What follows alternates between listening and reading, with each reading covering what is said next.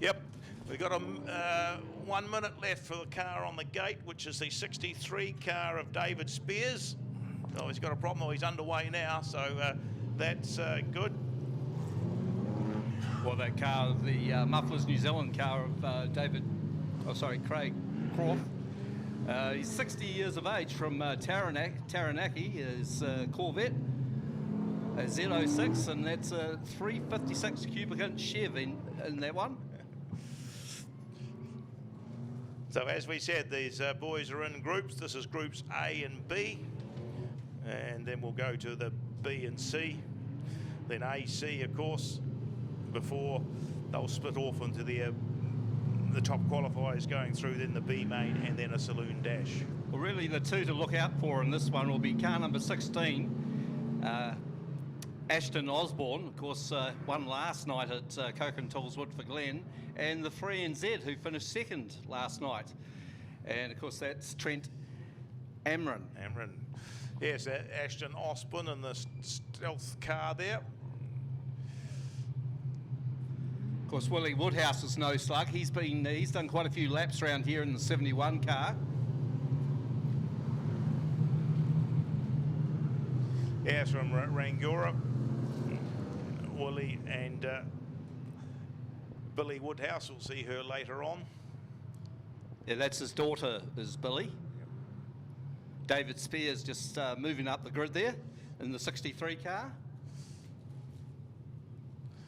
Now, of course, Dave's competed previously in street stock cars, saloons and super saloons. So a very experienced driver. He's been a former 3NZ in super saloons, and he's starting off the front row. Yeah, well, hopefully, just watch for the lights. If the lights have gone out, the orange light's flashing at somewhere around the Value Cars warehouse sign, if it's all good, the lights will go out and we'll anticipate the start. But yep, they've gone. So we're getting ready here at Ellesmere Speedway for this Brian FM Saloon Series, round number 2. So Blair Finley off the front row in the 98T car from Cromwell. Then in behind you've got Stu Miller from Beachland Speedway in Dunedin, and David Spears from Timaru in Wellington, and 3 wide down the front straight, but it is the 98T.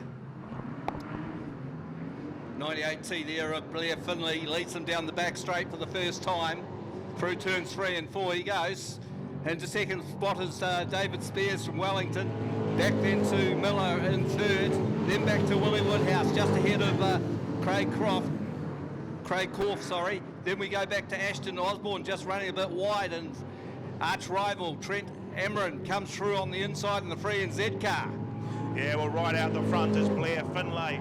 He's stretching the legs of the field from David Spears. Stuart Miller holding that to third position, but there comes a charge by Willie Woodhouse in the 71. He's closed right up, keeping it down nice and tight, looking for a gap to come through on the inside. Well, the Phantom there of David Spears just runs a bit wide. That's a Phantom chassis. And under pressure there from Willie Woodhouse as they go down the back straight. Croft sits there in around about 5th place, just ahead of Trent Amron and Ashton Osborne, and the 21 of Graham Williamson from Riverside Raceway in Invercargill. Yeah, well, 7P, Clayton Moore's obviously struck a problem. He's come to the infield, but as Mark will have the camera on, the 98 car, Blair Finlay, as the laps start to count down. We're midway in this one, 5 to go for this Brian FM Saloon Series.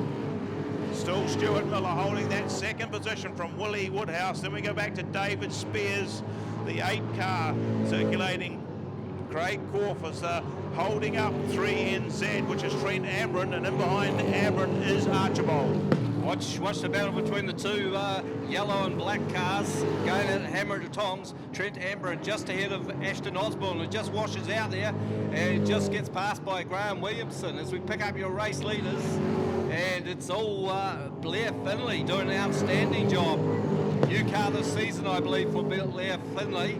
Back there in second place, it's car number 10, the car of Stuart Miller, just ahead of Willie Woodhouse. Then back to David Spears in the 63W car. Craig Corf, just ahead of Trent Amron and Graham Williamson. Yeah, looking back across the far side, it's Willie Woodhouse in 71, giving Stuart Miller a bit of a hurry up. But as I see the flagman goes for the white flag, we're coming down to the last lap. It is 98, Blair Finlay, that's really stretched the legs on them. The interest will be for that second spot, Lawrence. Yes, it's going to be a tight one. Whereas the white flag comes out for 1 lap to go for our race leader, Blair Finlay. Back there in second place, still Stu Miller, ahead of Willie Woodhouse. Can Woodhouse close that gap? He's looks like he's closing in the corners. Back there in fourth, it's still David Spears as we come around turns 3 and 4 for the last time. It'll be the 98T all the way from Cromwell. Blair Finlay, second place, will go to Stuart Miller in the 10D car. Then back to Willie Woodhouse, 71. David Spears back there in fourth place in the 63. Fifth place will go to the 8 car of Craig Corf, just ahead of Trent Amron. Then back to Osborne, Ashton Osborne, the winner last night at Coke and Tools Woodford Glen. Then back to the 21 of Graham Williamson, and behind him you had the 85 of... Yeah, you might like to see it down there. Hamish Moore. Hamish Moore, 85. all the way from Gisborne. So some great racing there from the Saloon cars. And of course, this is round 2 of 6. Of course, they later on, I think the next round is at Greymouth on Wednesday night. And then, of course, they head off to Dunedin Central Motor Speedway and Riverside Raceway in Invercargill.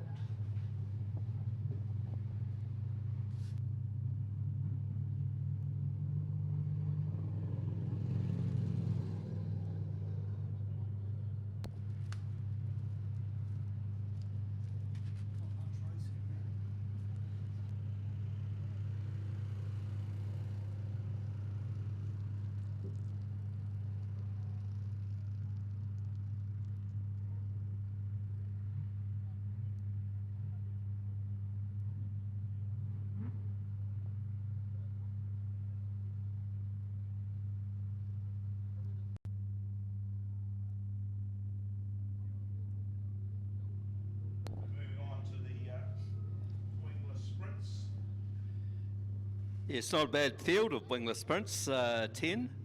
Yeah, well, we're running the season Ellesmere Champs points for all classes in front here. So this will be another one for the wingless sprints to put in the book. We've got 4, Mark Morris out there in the field round. 51 is Kane Jemmett. 42. After doing the modifications required, since they passed it at the start of the season as being illegal. 1 or 2 modifications to the halo and bits and pieces there to get the right ahead clearance. 78 Chris Bailey is on the track. 49 is Bailey Clive. Who else we've got there going around? Chris Gray in 35.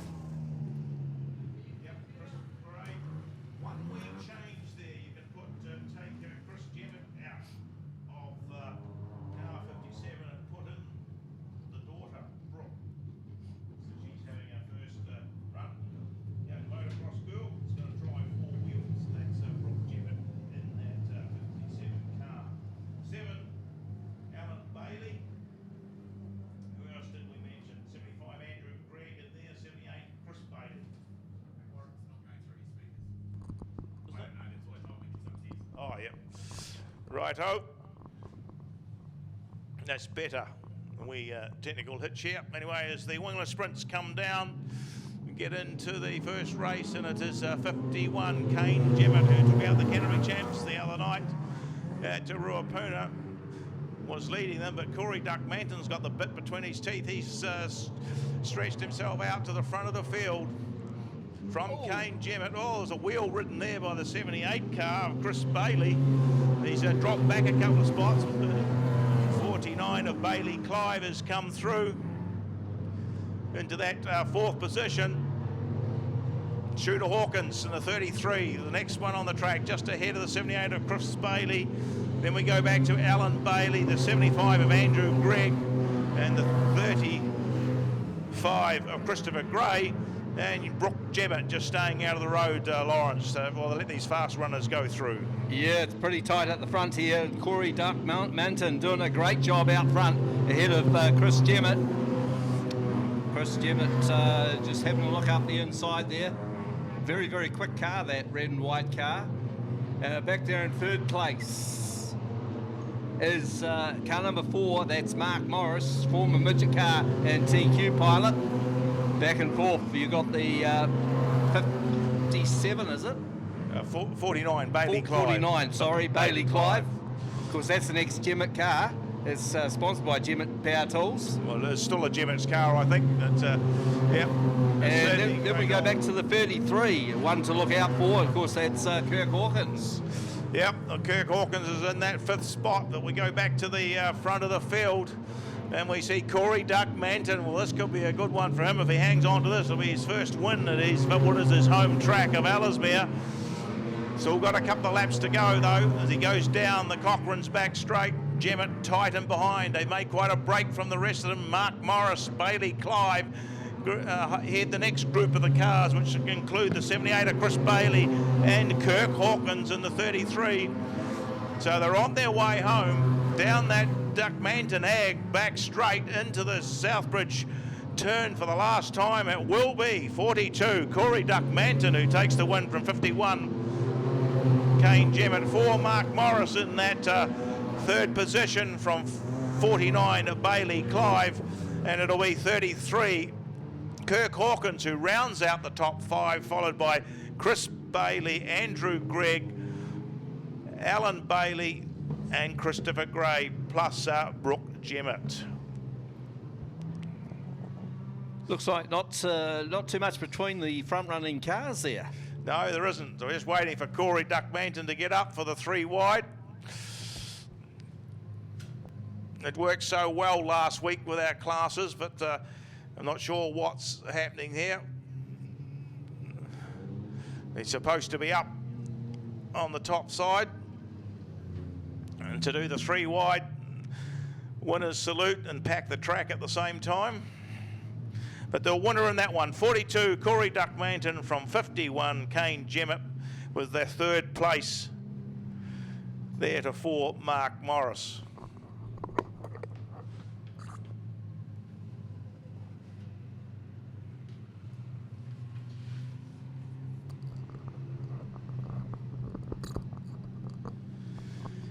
Cochrane's of Canterbury, they're situated in 125 High Street, Leaston.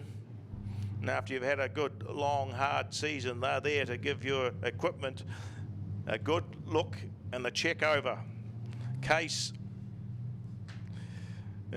International Agricultural Equipment, never been better, never been redder. That's Cochrane's of Canterbury, your farm machinery specialists. Yeah. With him, then the 112, the Cromwell registered car of Paige McNally. Inside Paige at this stage, we've got the 56 of Nicholas Weir. Have you got the field there? No.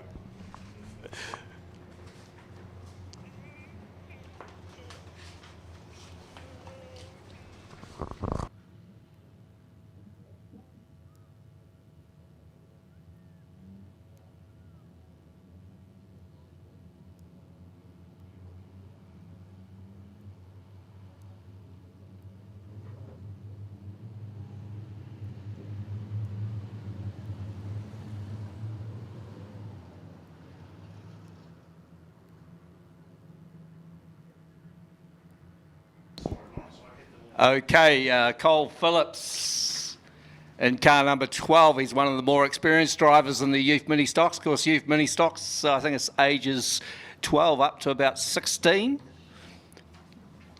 Car number 15 also on the front row there. Of course, that's Connor Turner. And then we move back to the second row.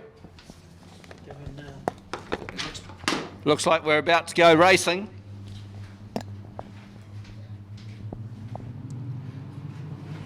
Yeah, great start there from car number 12, as you would expect. It's Cole Phillips, takes the lead through turns 1 and 2.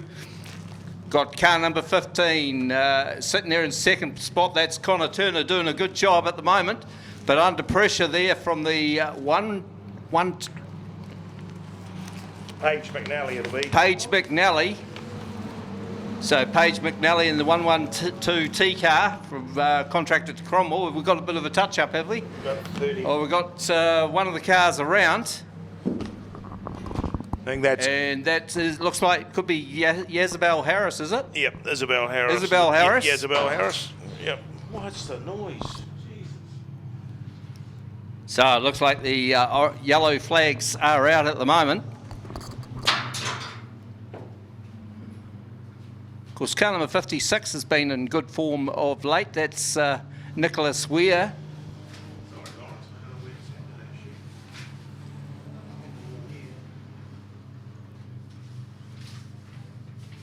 So just waiting for the push vehicle to get the mini stock off the track.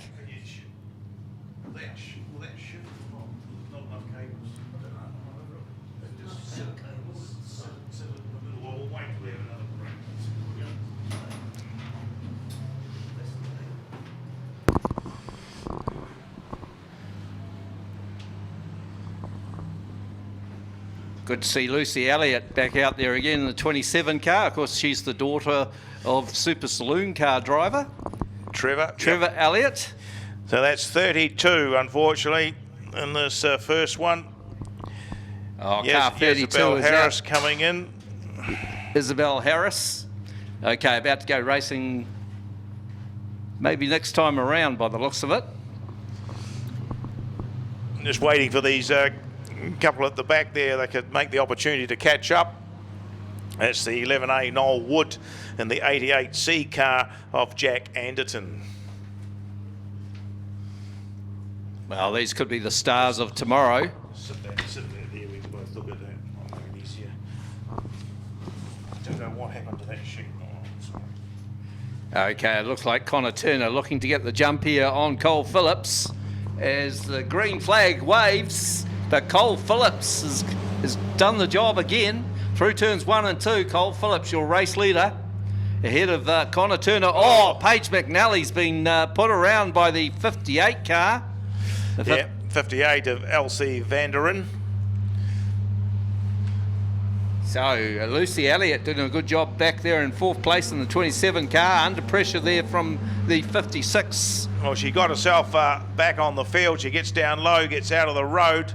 Will be quite good. Stops her from going yellow, and that's quite good. The others can get round past her. But we go back to the front of the field, and it is the 12C car of Cole Phillips out ahead of Connor Turner. Nicholas Weir's got himself around Lucy Elliott, and Paige McNally goes up the inside of Lucy Elliott, but I think Paige will be a lap down now. As you pick up your race leader, it is still car number 12, Cole Phillips. Still under pressure for Connor Turner. And the 58, not too far away, Elsie Vanderen. Yeah, then we go to the next group of cars there. Looks like Jordan Cox and the Paige McNally, who is a lap behind, and the 27 car of Lucy Elliott there. But back at the front, looks like 15. Lawrence might have just closed up a little. Connor Turner closing in on the 12 car of Cole Phillips. Well, there hasn't been too much between these two all race long, and Connor Turner just drifting a wee bit wide, but trying to keep the momentum going. As reels off another lap. Still in 3rd place is the 58 of Elsie Vanderen. Then back to a great battle between the 56 of Nicholas Weir. Around the outside of Paige McNally to no effect though. And Lucy Elliott's going to take advantage of this. Yep, she'll move Moves up up into a that. place. Yep, 4th place she's sitting now. Well, we'll check the screen, but I think that she's in 4th place. A great battle at the tail of the field between the 11 of Noah Wood and the 88 of Jack Anderton.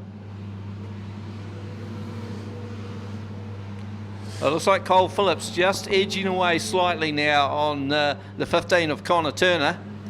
Yeah, well, the white flag comes out for the leader.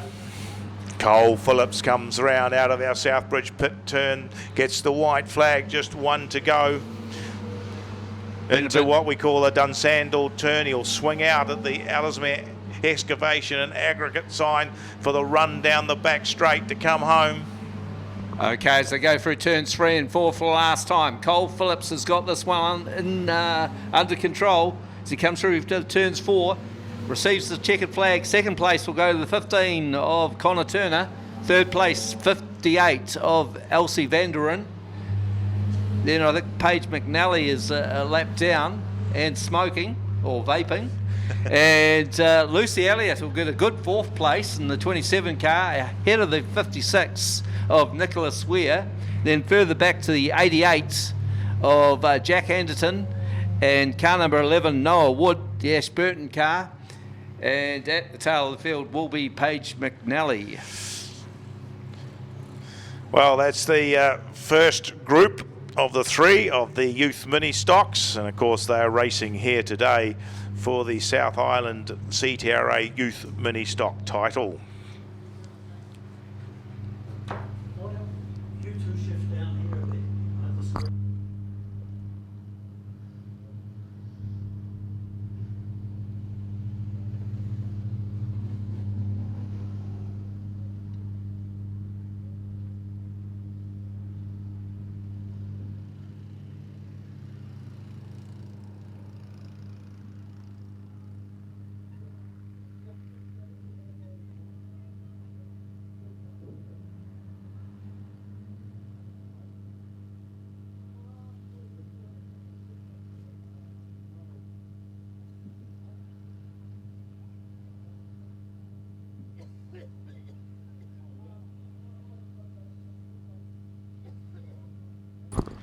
Doyleson Engineering Works are situated in Queen Street, Doyleston. Fabrication, welding, machining, mechanical repairs. They've got all the gear.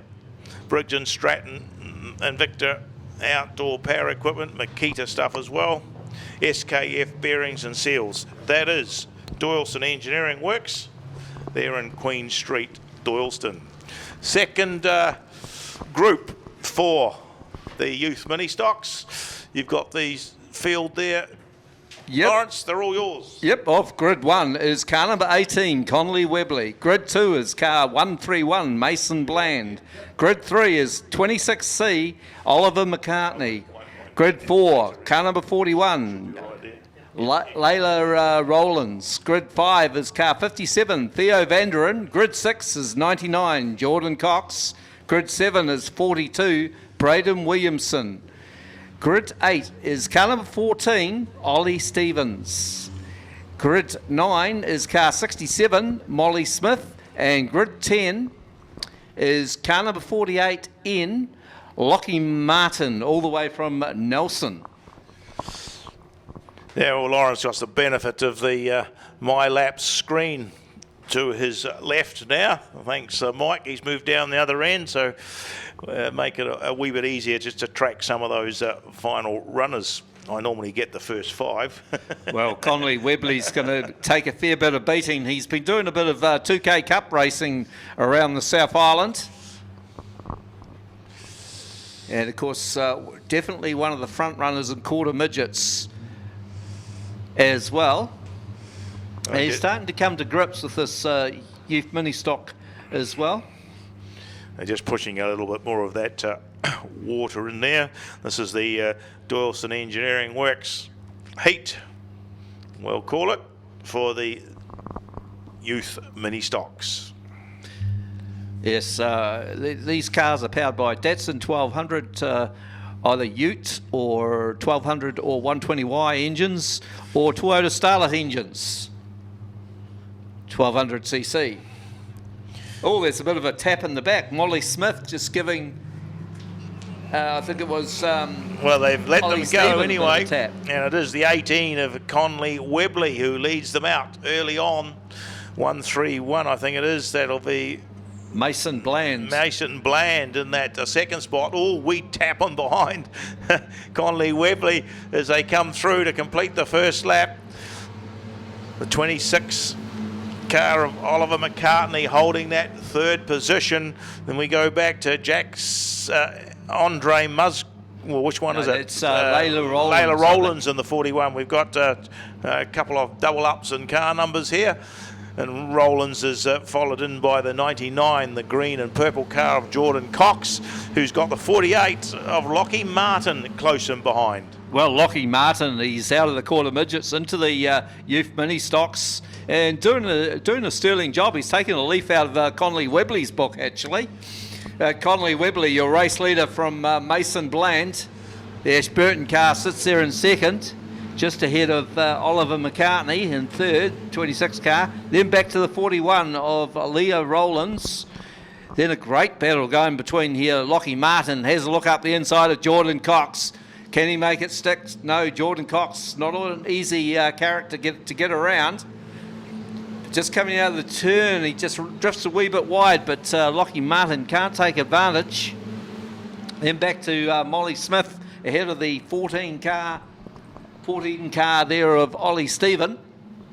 But it's still the 18 out in front.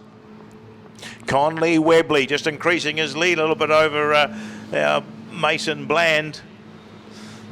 Looks like Bland might be being wheeled in a little bit by Oliver McCartney, holding that third position as they go down the Nairn Electrical back straight.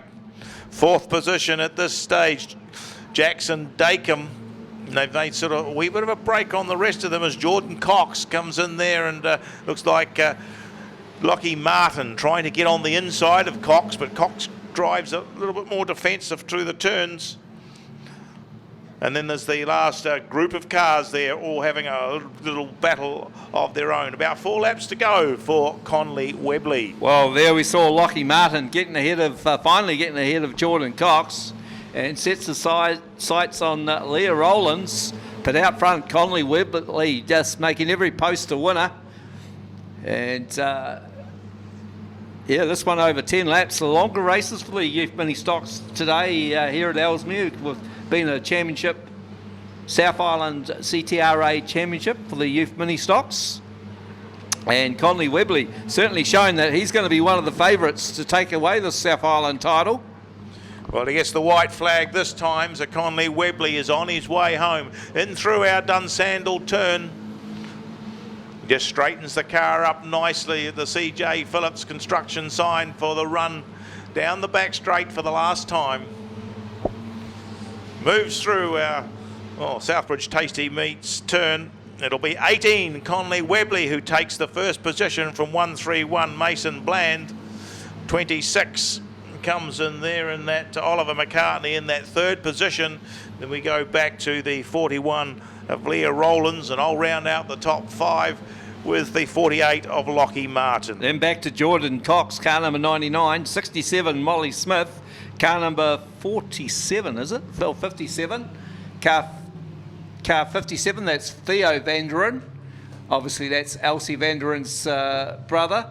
And behind them, you've got car number 42, which is Braden Williamson. And at the tail of the field, it should be car number 14C, sorry, and that's Ollie Stephen.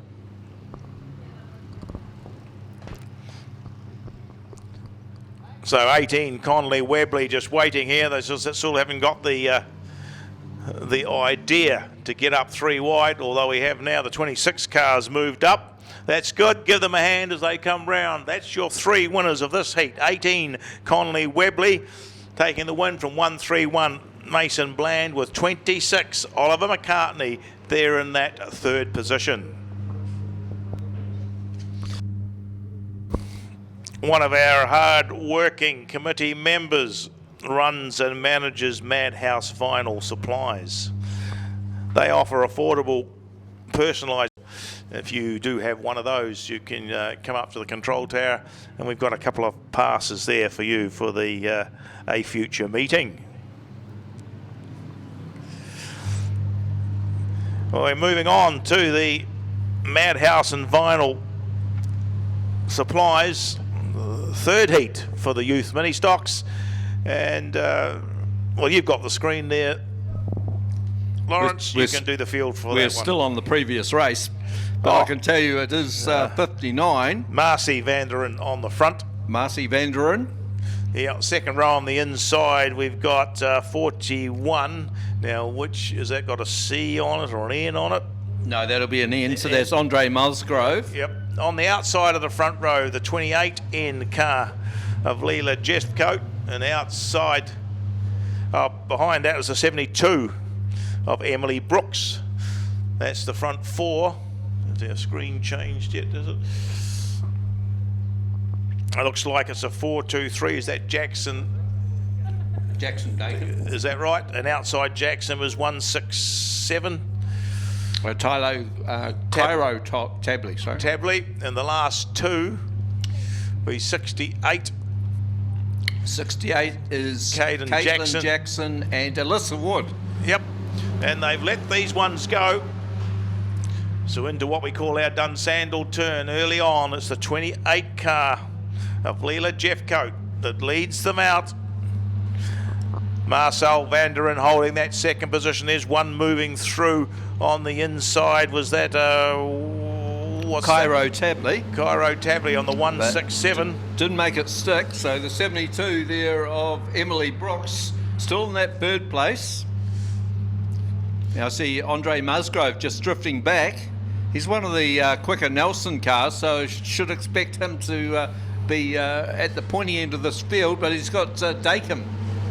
Yeah, Dakin looks like he's made the most of that one. He's got the inside running now through the turns. The other, the 41 car of Andre Musgrove just pushed a bit wide, and the Dakin moves up one that will go back to the front of the field. There's a little bit of a battle going on there. Leila Jeffcoat from Nelson still holding them out.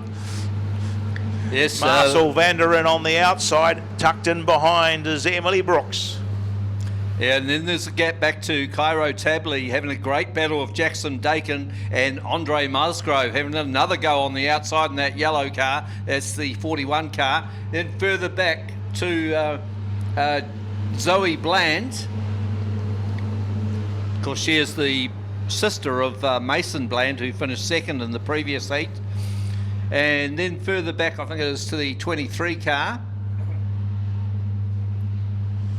23 car, or it could be 22 car actually.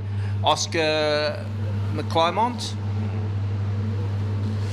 So anyway, the battle's on the front there. Leila Jeffcoat just getting a bit of a hurry up by the Emily Brooks, and they're neck and neck down the good ride back straight into our turn.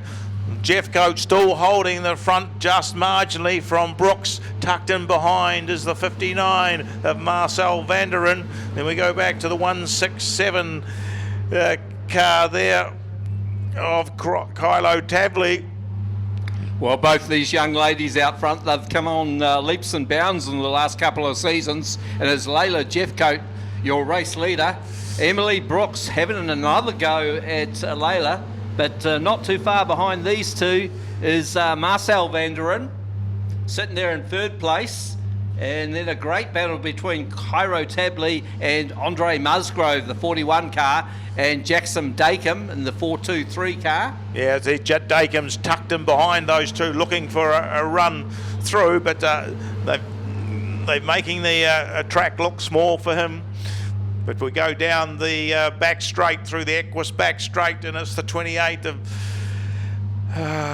Leila Jeffcoat made a break for the rest of them, and she'll pick up the white flag neck and neck for second there, Lawrence. Oh, Emily Brooks on the outside, Theo Vanderen on the inside. It's going to be pretty tight between these, Marcel Vanderen. Emily Brooks runs wide, so Marcel Vanderen got the advantage out of that. But going through turns 3 and 4 for the last time, it will be Leila Jeffcoat in the 28N car, and she is ecstatic, punching the air back there in second place. It is the 59 of Marcel Vanderen. Third was the 72 of Emily Brooks. Then back to Andre Musgrove in the 41 car. He'll be followed through by the 423 car of Jackson Dakin. Then the Cairo Tabley, who drifted back towards the end there in the 167 car. And further behind them, of course, is Zoe Bland in car number 31. And your last two finishes were the 22 of Oscar McClymont and car number 33, which should be Alyssa Wood. Yeah, Carlton Jackson actually has come into the infield, but where's our front three? Yep, they're going to go out, so a good win there, 2:28.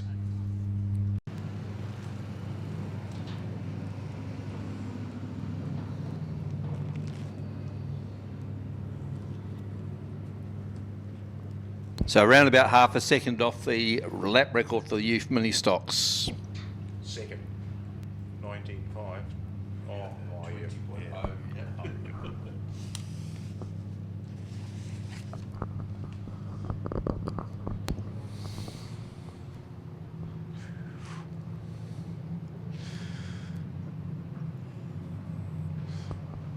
Well, we had 6. I see there's one, Jesse Knight, still sitting in the pits, so I'm not sure whether he struck a problem or not. But we're down to 5.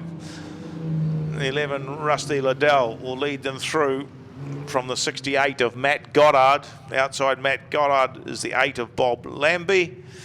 Then we go back to 21, Heath Liddell. And driving the number 12 today will be Mike Henderson, I think. Yep. So it's another one that's come out of the Liddell stable. Certainly these 6-cylinder sprints sort of only race here at Ellesmere. We've got a couple out being repaired, one having a motor rebuild. So we'll see how they get on. I've had 2 goes at running their CTRA championship, but can't seem to get past the first heat. Yep, that's been rescheduled for another day, but that's all good for them. We're picking up points for their Ellesmere champs anyway, season champs. One more lap. Yep.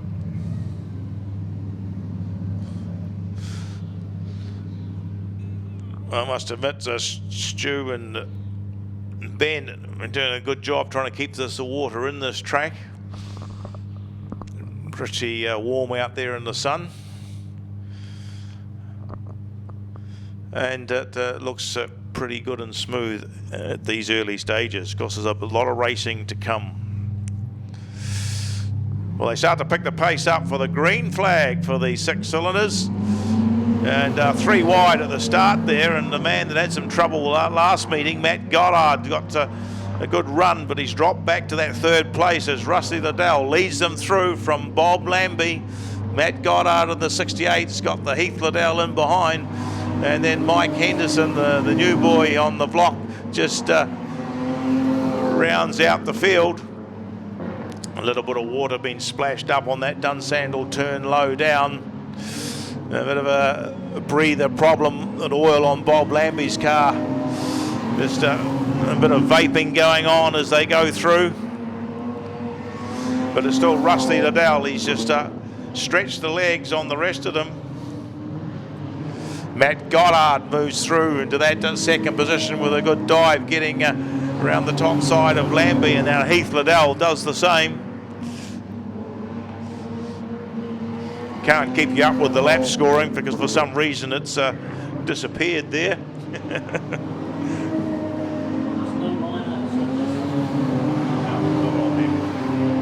Well, the white flags come out anyway as they come round, so it'll be 11, Rusty Liddell. He's going to get the checkered fad from the 68 of Matt Goddard. 3rd home, the 21 of Heath Liddell, from 8 Bob Lambie, and the 12 of Mike Henderson. So pretty short, hard and fast for them.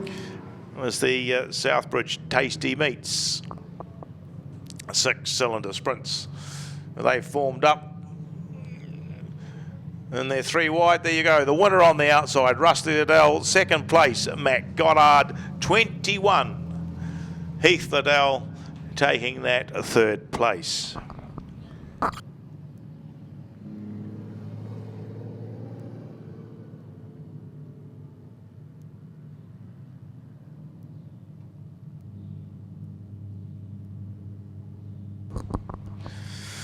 Well, if you have any electrical problems or just need some maintenance work, don't forget about Nairn Electrical. They're based in Leaston and Rangiora. They do irrigation, farm, industrial, municipal and domestic work. It's an electrical installation, maintenance and a breakdown service second to none. That is Nairn Electrical. And we're coming up with the first of the quarter midgets. This is the Mike Greer Homes Quarter Midget Series, their first round. There's been so many of them fronting up that they too have been split into 2 groups. And they'll both get a couple of races, and then we'll have a feature, I understand, of about 16 cars. The shop and the licensed bar, quite considerable funds come back into the club through those venues, so it'd be good if during the meeting or after the meeting you can at least come down and even just buy 1 drink. Makes all the difference as we put the money back in to the racing here at Ellesmere. Well, the first of the quarter midgets come up and start to grid themselves, and should be on this group 1, 8 from Nelson, and it's way down Monika Rawson on the front row with 67 from Greymouth. That is the Larkin Thompson. Second row doing double duty, it looks like. Oh no, it's not, it's Taylor Martin on the second row with the 99 car of Joseph Carroll. Then we go back to the 32 of Macy Brownlees on grid 5 with the 54 from Greymouth car of Jackson, 54C. 54 Cohen Thompson it'll be from Greymouth on 6. 72 sitting in there is Brooke Clark, starts on 7 with 12 Ben Everett on 8. 23 Jack Brownlees goes from 9. 95 Jackson Kedsley will go from 10. 75 from Nelson Louis Mar Bridge will go from 11. The 5C car is Alea Eggers, she goes from 12, and on the back row is the 38 local girl Georgia Lewis. You see the 1 or 2 cars have got the ribbons on. They are the mentor drivers, so until they've done, I think it's about 6 meetings. Well, it'll be interesting to compare the quarter midget lap times to the youth mini stock lap times. Of course, that's, I'll take that screen away from you, Lawrence. You know what the story is. Yeah, I think the quarter midgets are around about a second and a half faster. Yeah, I'll just check that for you since you're interested. I've got the sheet here. Quarter midgets, 18.11. Jack Brownlees, that is the time, the lap time for them. So we've got the 75 Ian car. Let's see, new driver to the class. I would say Louis Mar Bridge just got herself caught up on that wet stuff down there on the circuit. Let's see where she comes from. It doesn't. Oh, yeah, N. It's got an N on it. 75. Yep.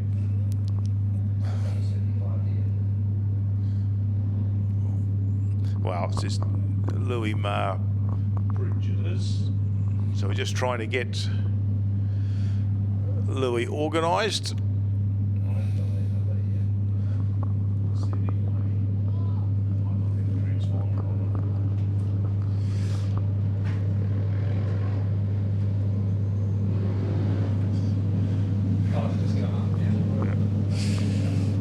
Whoop.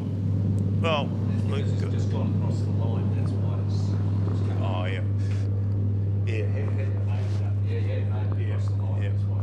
we'll see how Louis gets on. Another one with the ribbon on the back. So I think the callers were going this time. Yep. We got Mike Northmore sitting up here and let me know any bits and pieces that we need to. So yeah, Louis just going to be a wee bit off the pace in this one as the quarter midgets come round for the start. And away they go, and Monika Rawson on the inside. As they head down that back straight in that second place. As we look at the Thompson boy, it's 67, I think that's Lakem Thompson out in front. And the brother Cohen Thompson in the 54 holding that fourth position. As we go through, then I think that looks like the 23 car of Jack Brownlee's just ahead. Trying to pick that number up, that white car in that fifth position. That'll be Brooke Clark. Look, Taylor Martin, is it? 12. Taylor Martin from Brooke Clark, then Jackson Kedley, Ben Everett. 99 Joseph Carroll goes through. The 5 car of Alayla Eggers having a good battle with Joseph Carroll, and the 38 of Georgia Lewis. Fastest lap so far from Jack Brownlee's an 18.554. So we're looking at the front of the field, and it is both the Thompson brothers from Greymouth are leading them through. That third position being held on to by the 8 car of Monika Rawson, but it's got 23 Jack Brownlee's hunting her down. He's looking for an outside run. There he cuts to the inside as, oh, Monika hit a wee hole there and she's drifted right out, and Brownlee's comes through into that third spot. Taylor Martin, followed by Brooke Clark, Jackson Kedley, Ben Everett. Daggers there, Joseph Carroll. The white flag's out as they come on home. It'll be 67, Lakem Thompson from 54, Cohen, 23, Jack Brownlee's from 8, Monika Rawson. The fifth one that I make it'll be Taylor Martin as the rest of the field comes in, Lawrence. Then it was Brooke Clark in 72C back in 6th place. 7th place went to Jackson Kedley in 95C. 8th place was the 99C of Joseph Carroll. And back in 10th was car number 38, Georgia Lewis. Then we moved back to car 32C. Back in 11th spot is Marcy Brownlee's. And then in 12th spot is car 75N, Louis Marbridge. And fastest lap did go to Jack Brownlee's in 18.554.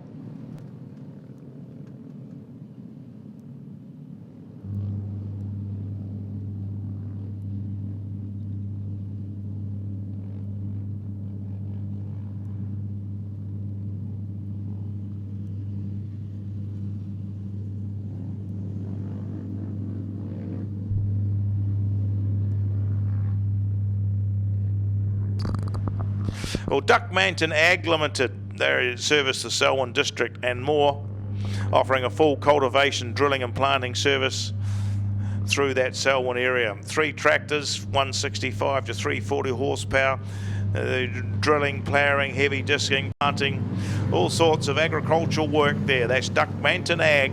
You go and get hold of Corey or Diane and they'll sort all your agricultural work out for you. This will be the Duckmanton Ag quarter midgets, Mike Greer Holmes, heat number 2. And off the front row, we've got car 35, Caden Simmons, and car 71C, we've got here, Darcy Rasmussen. I thought he was an N. Grid 3 is 98C, Jack Reed. Grid 4, 62C, Brodie Morris. Well, they've just changed around a bit. I think it's a young Miller Johnson, 22, is on the front. 54, Jackson Clark on 2. They've been changing around while the screen was catching up. 98, Jack Reed will go from 3. 35, Caden Simmons from grid 4. 48, End. That'll be Lockie Martin doing double duty from 5. 71, Darcy Rasmussen from 6. 62, Brodie Morris from 7. It'll be 18, N. Conley Webley in the quarter midget from 8. 23, N. Bailey Benjamin from 9. 73, C is Zane Hilton. He goes from grid 10. 16 from Greymouth is Skylar Bell, and she will go from 11. 15, Isabel Hendry will go from grid 12. And the last one in this particular group is the 37, Kyla Hinton, going from that grid 13. Once again, a couple of these with ribbons are mentor drivers. So they get them away early. One of the more experienced racers in this class, Jackson Clark in the 54, leads out pretty early on. Looks like Jack Reed's made a move up into that second spot. Then we look at it'll be the 48, I think, Lockie Martin tucked in behind there with Brodie Morris and Darcy Rasmussen. So the big crew are hunting them down. They're going to put a bit of pressure on Jack Reed in that second spot. It's only sort of, well, he's done about a full year, and he's trying to hold these fast boys out as they go through. Brodie Morris takes the inside, Lockie Martin the outside as they negotiate a couple of these mentor drivers. But Jackson Clark made quite a good break on them. We'll see if Brodie Morris can catch up. Certainly Lockie Martin and Darcy Rasmussen side by side as they go through. Jack Reed now has the 18 of Conley Webley closing up on his outside. As you pick up your race leader, it is Jackson Clark making every post a winner. But watch Darcy Rasmussen back there in third place. He's very, very fast indeed. They're having a bit of a job getting around the 62 of Brodie Morris. And then further back, we've got Lockie Martin, Jack Reed and Conley Webley. It looks like the checkered flag is about to come out for our race leader, Jackson Clark, 54. Second to car 62, Brodie Morris. Then we move back to Darcy Rasmussen, car 71 and third. Fourth place will be Lockie Martin, the 48N car. Fifth place to the 98C of Jack Reed. Sixth place to car 18N, Conley Webley.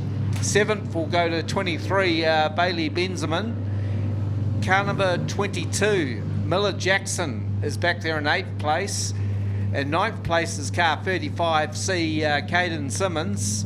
10th was Kayla Hinton in the 37C. 11th to 73, Zane Hilton. 12th place will go to the 15C of Isabel Henry, and 13th place will go to Skylar Bell.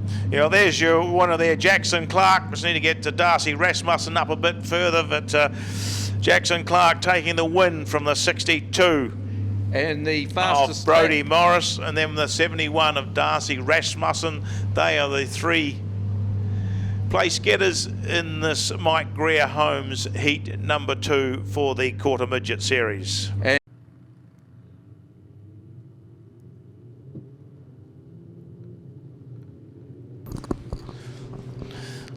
So we've got the TQs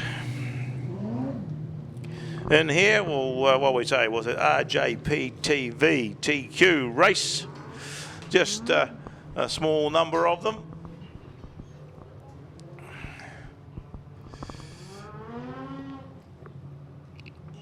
Got a dispensated driver just to get some laps in. Only about 14-year-old Malachi Webb out of the TQs, but not legally allowed to, out of the quarter midgets, but not legally allowed to race in the TQ class, but can get some seat time here at Ellesmere.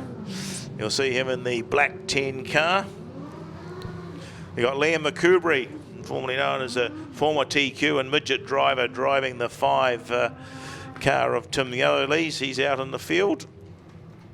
And, yep. If I look at my other sheet of paper, I can tell you that 46 Jamie Booth's on the front with 99 Logan Scammell. 47 Jess Morris goes on to grid 3 with the 91 of Ethan Smith. Just watch Ethan. 5 Liam McCoubrey on grid 5. 12 Kimberly Yateman on 6, and the 10 of Malachi Webb. Has to do quite a number of races from the starts from the tail of the field. So they're going down that then electrical back straight, just the 7 of them. Just ambling around and starting to pick up the pace a little as they come in. And the TQ's run away, and it's the 46 of Jamie Booth who jumps out to an early lead from 91 Ethan Smith. Jess Morris got the inside running of Ethan Smith there, but I think he'll secure that second position. We go back to Jess Morris in third from the 5 of Liam McCoubrey, then Logan Scammell, Kimberly Yateman and Malachi Webb. A wee bit of a panel's come off a car there down into the Dunsandel turn, just lying on the track. I think that might have been could be a bit off the Yellowlees car, I'm not sure.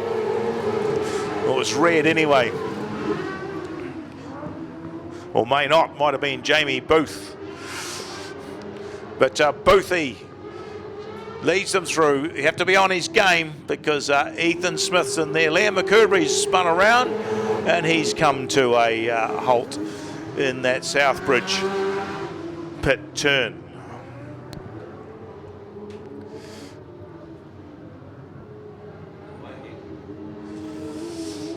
Well, Liam's got himself up, and they haven't put the yellow on. White flags coming out already, Lawrence. Yes, and our race leader, Jamie Booth, fastest lap so far is actually Ethan Smith, at 16.7. But your race leader is Jamie Booth, and he's been reeled in by Ethan Smith, sitting there in second spot in the 91C car.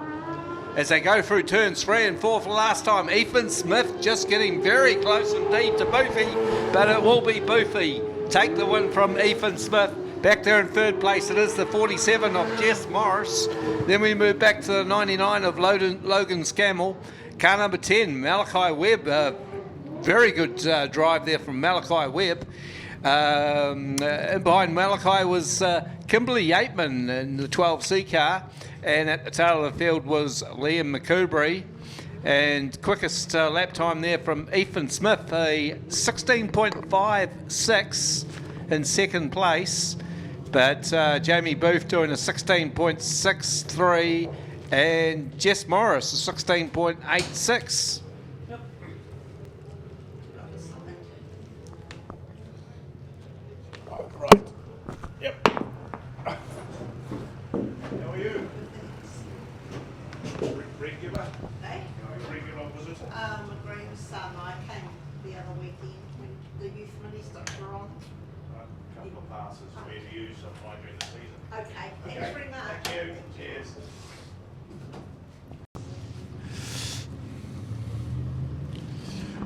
So Blair's, they're one of New Zealand's leading tyre wholesalers. They're a family-owned and operated business, and they've been importing and wholesaling tyres since 1956.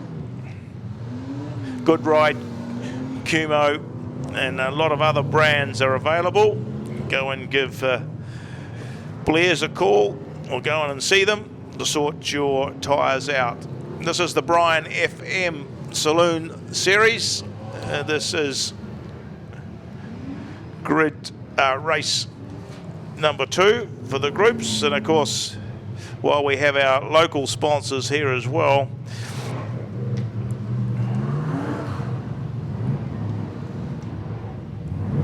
there is a number involved in this group, which is something I can't lay my hands on now because I wrote it in the free lab, but it's not part of the program. I know it's the Peter Skelton and his dairy company is involved in it, and he's done a very good job at organising this Saloon series. What he presented to the committee at the very start of the season has come to fruition, and the format is as he put it together for us. So it's 28 Barry Taylor sitting on the front with 117 Billy Woodhouse. Then we go back to the 77 car of Daniel Cook from Gisborne. The 3 cars back out again, Trent Amron. We'll pick up the 16 S, is it? Thomas Korf, was that the S car on the 16? That's the one. 7 sitting down there. Which 7 have we got? We've got 3 7s in here today. 7P car of Clayton Moore.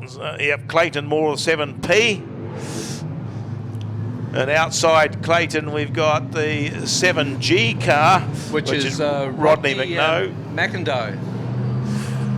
Then in behind there is the 8S of Craig Korf.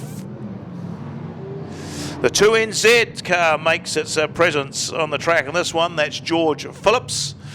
And 66D, Ryan Bennett, just on the inside of him. 63 car of David Spears. The W car is on the tail of the field, and outside him or along with him is Riley Letton in the 44. Yeah, Riley Letton's a former youth mini stock driver, so it's great to see some of these drivers progressing through the grades. He had a run last year in the Wingless sprints. That's right. Remember? And Ivan Murdoch there in the ex-Cowling Pro X chassis, so watch out for him in the 7T car. Okay, away and racing. It is the 28 of Barry Taylor. Hits the front, but here comes Daniel Cook from Gisborne into second place. Ooh. Trent Apron already up to third, just ahead of Billy Woodhouse, and the 7P of Clayton Moore. Having a good dice there with Graham Williamson up the inside, but we pick up your race leader, and it is the 58T of Barry Taylor. Then back to Daniel Cook, having a look up the inside in the 77 car, the G car. Trent Atram sits there in third place in the 3NZ. Yeah, Billy Woodhouse tugging the line there in that 4th position. And who is that? That's Graham Williamson in the 21, looking to go around the top side. Yeah. Tucked back in that next spot is a 7G car from Gisborne, Rodney McIndoe. They round up the top 6 as they settle into their work early in this heat of the Brian FM Saloon Series. Well, so far it's been Graham Williamson has been the big mover and shaker in this one, sitting there in 4th place. But your race leader is still the 28T of Barry Taylor. Barry Taylor out of the Central Motor Speedway in Cromwell, but under a lot of pressure from 2 North Islanders in Daniel Cook in the 77G car and the 3NZ of Trent Apron from Tauranga right round the outside, through into the lead, finished second last night at Coke and Tools Woodford Glen, and looks like he's going to be at the pointy end here this afternoon. Yeah, Cook's made the move inside. Taylor's the loser of that one. He's dropped back to about 4th spot as 21 Graham Williamson moves up into that 3rd position. They head into that Dunsandle turn. They've stretched themselves out a little bit now. Oh, one of them went a bit wide there. That's the 77 car of Daniel Cook, and he lost a wee bit of ground to Williamson, but he's recovered well enough. It is now Barry Taylor, coming under a bit of pressure from the 7 car. McIndoe, as they come through. Tucked in behind, moving pretty fast is the 2NZ of George Phillips, looking to go round the Dunsandle turn up high. Well, very, very fast indeed is George Phillips, and that's no surprise at all. Of course, finished second in the New Zealand title. He had some pretty stern opposition up there. I think it was up at Tauranga, if my memory serves me right. But Trent Ekron, your race leader, in the 3NZ car. Well, the checkered flags just come out for 3. So, followed by the 77 of Daniel Cook back there in 3rd place. Great drive from Graham Williamson George Phillips will be in 4th spot in the 2NZ car. Great drive from him from the tail of the field. Then the 28T of Barry Taylor. Back there in round about 6th spot, it was car number 7G, Rodney McIndoe. 8th spot was the 16S of Thomas Korf. Then we moved back to Billy Woodhouse, the 8S of Craig Korf. Then we moved to the 7T of Ivan Murdoch. Then the 66D of Ryan Burnett, the 44C of Riley Letton, then to the 7P of Clayton Moore, and the 63W of David Spears. Yeah, well, there's one of these other boys are not as good as the Super Saloons last week, getting their 3 wide victory lap.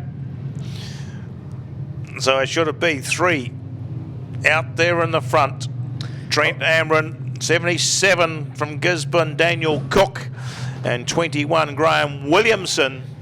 Well, George was in that 3rd spot.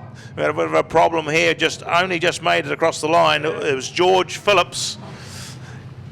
George Phillips came through there. He's obviously struck a wee problem because he's on the hook. And well, actually, George Phillips actually got the fastest. Waterproof membranes, torch on roofing, flooring and earthquake repair equipment. It says watertight technology, coating and silicate systems and flooring technology, the best you can get. Go and see them at Equus Industries in Fitzgerald Ave. And this is the Equus Industries Wingless Sprint Heat.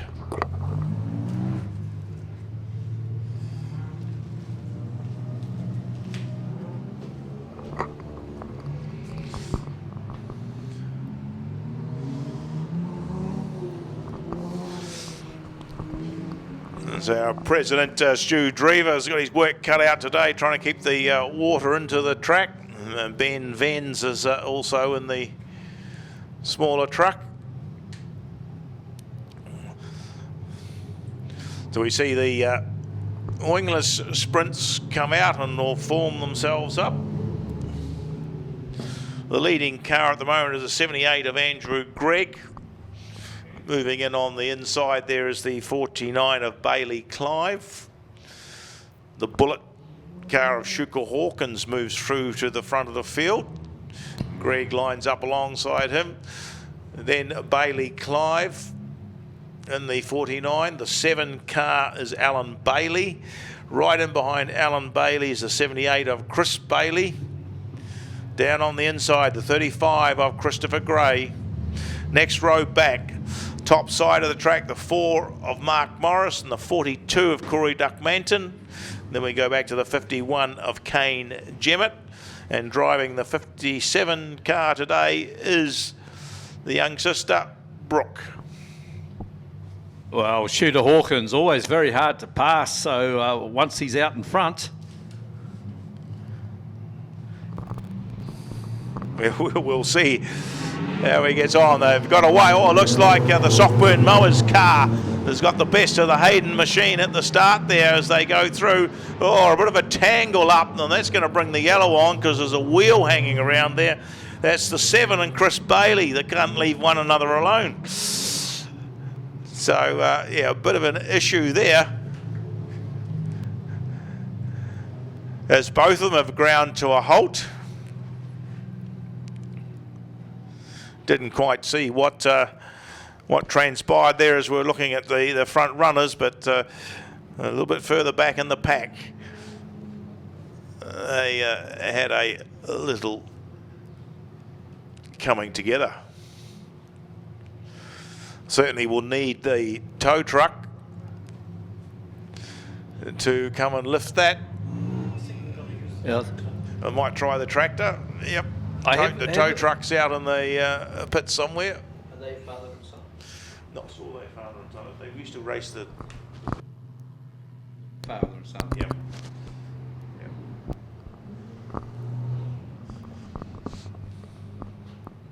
So yeah, they're just sorting those couple of cars out. So thank you very much for the attendance here today. The 2 lucky programs have gone to some very happy customers. They've got a couple of passes to come back here, which will be the first meeting. We don't race this month.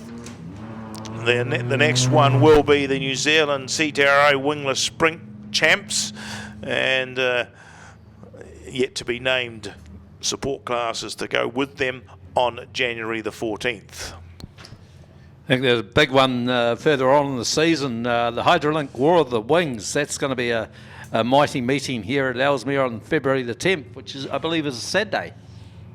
Yep, I think they're at Woodford Glen Friday night, and then they come across here on Saturday.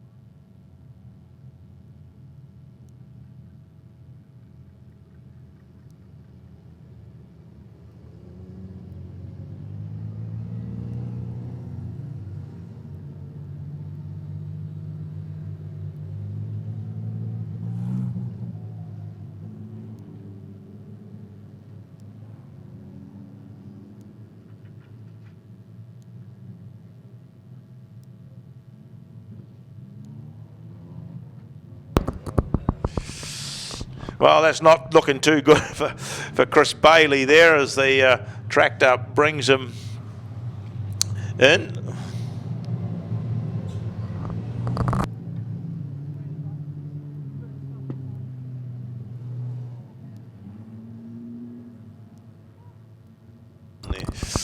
So they've lined them up again, and it is Kirk Hawkins and Andrew Gregg on the front rows for this restart. 49 Bailey Clive, Mark Morris outside him, then the 35 of Christopher Gray and Kane Jemmett, and this time Kirk Hawkins got the better of the start as they go through there. Andrew Gregg sitting up a little bit higher, and it has been Bailey Clive that snatched that second position. He's now holding it tight, and he may have the run on Kirk Hawkins there as they come out of that turn, and he takes over the lead in this one. Mark Morris moves the 4 car up into that third spot, but Andrew Gregg hunts him down and comes through underneath. He moves to third. Morris goes back to fourth, and Kane Jemmett in the 51 holds that fifth position from Duck Manton, the 35 of Chris Gray, and the 7 car of Alan Bailey. Well, Bailey Clive doing an exceptional job, of course, a former quarter midget driver, and of course son, I believe, to Kevin Clive, and sitting there in second place, the 33 of Kirk Hawkins. No match for Bailey Clive out front. Well, we got one spun round there on the top of that turn, and that is the 7 of Alan Bailey. That brings on a yellow.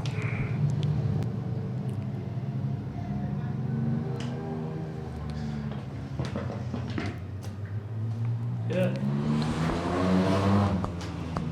Of course, these cars running V6 Commodore engines, 3.8 Commodore engines. And of course, they're running a mixture of Hoosier and American racing tyres. So the old traditional great inventionist, the double line restart. 49 Bailey Clive down on the inside. 33 Kirk Hawkins on grid 2. He'll be the, well, hang on, who was at the front? It was Bailey Clive, so he will start the race as they come through this turn.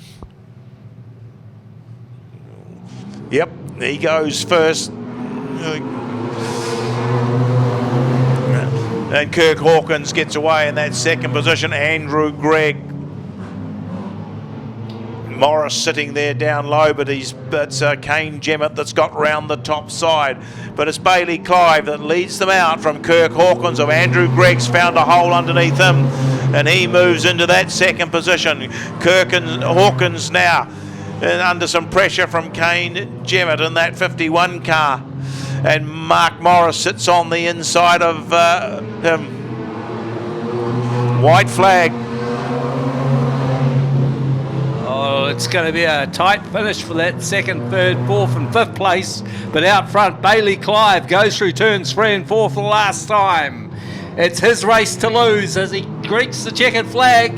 Bailey Clive in the Jimmett's Power Tool car, first place. The Sockburn Mowers car of car 75, Andrew Gregg in second. Third place, the 4 car of Mark Morris. Mark Morris.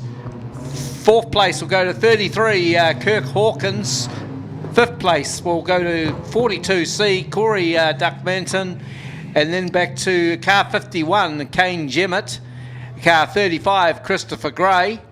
Car number 7, Alan Bailey. Car 57, Brooke Jemmett. And car 78, Brooke Jemmett and car 78, Chris Bailey, both retired. And fastest lap to Bailey Clive, a 16.87. Well, these boys have got it right as they come round and give them a hand. 49, Bailey Clive, taking out the win from 75, Andrew Gregg, and the 4 of Riley Letton.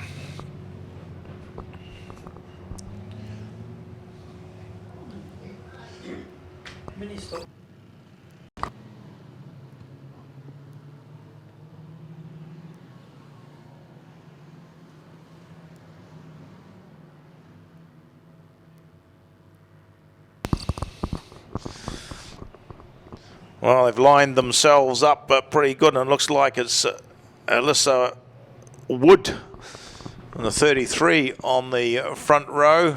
Outside her, we 27, which Lucy Elliott, is it? Second row down, we've got Oscar McClymont on the inside, and outside Oscar is Noah Wood. Then we go back to 167. I'm trying to find that one. That's Cairo Tabley. Cairo Tabley. And on his outside is car 56, Nicholas Weir.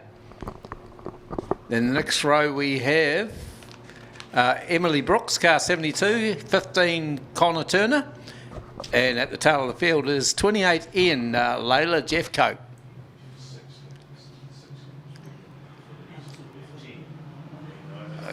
Okay, away and racing. Great start from Lucy Elliott. Goes into turns 1 and 2. Oh, look at this. It's the charge of the Light Brigade. 5 wide. Oh, my goodness. One's over. Or on its side anyway.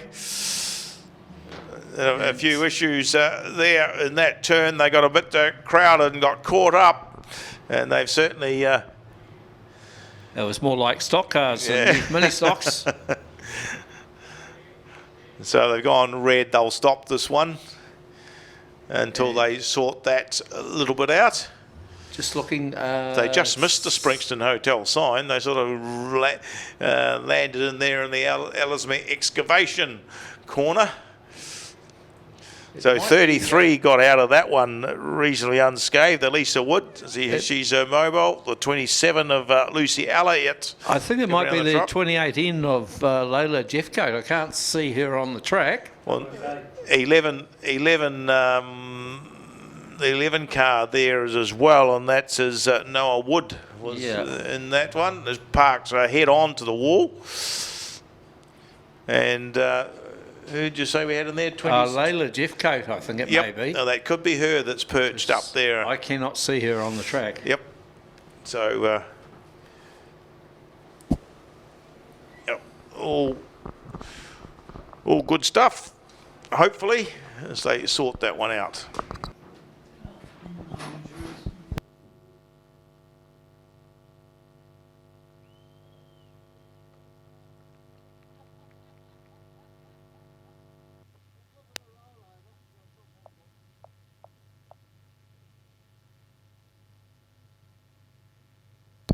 Well, it looks like our driver is out of the car, which is good to see. If this doesn't turn you on, folks, you haven't got a switch. Friday night is Speedway night at the national capital of speed. Sit down and hang on. Here come the dirt track cowboys. Strap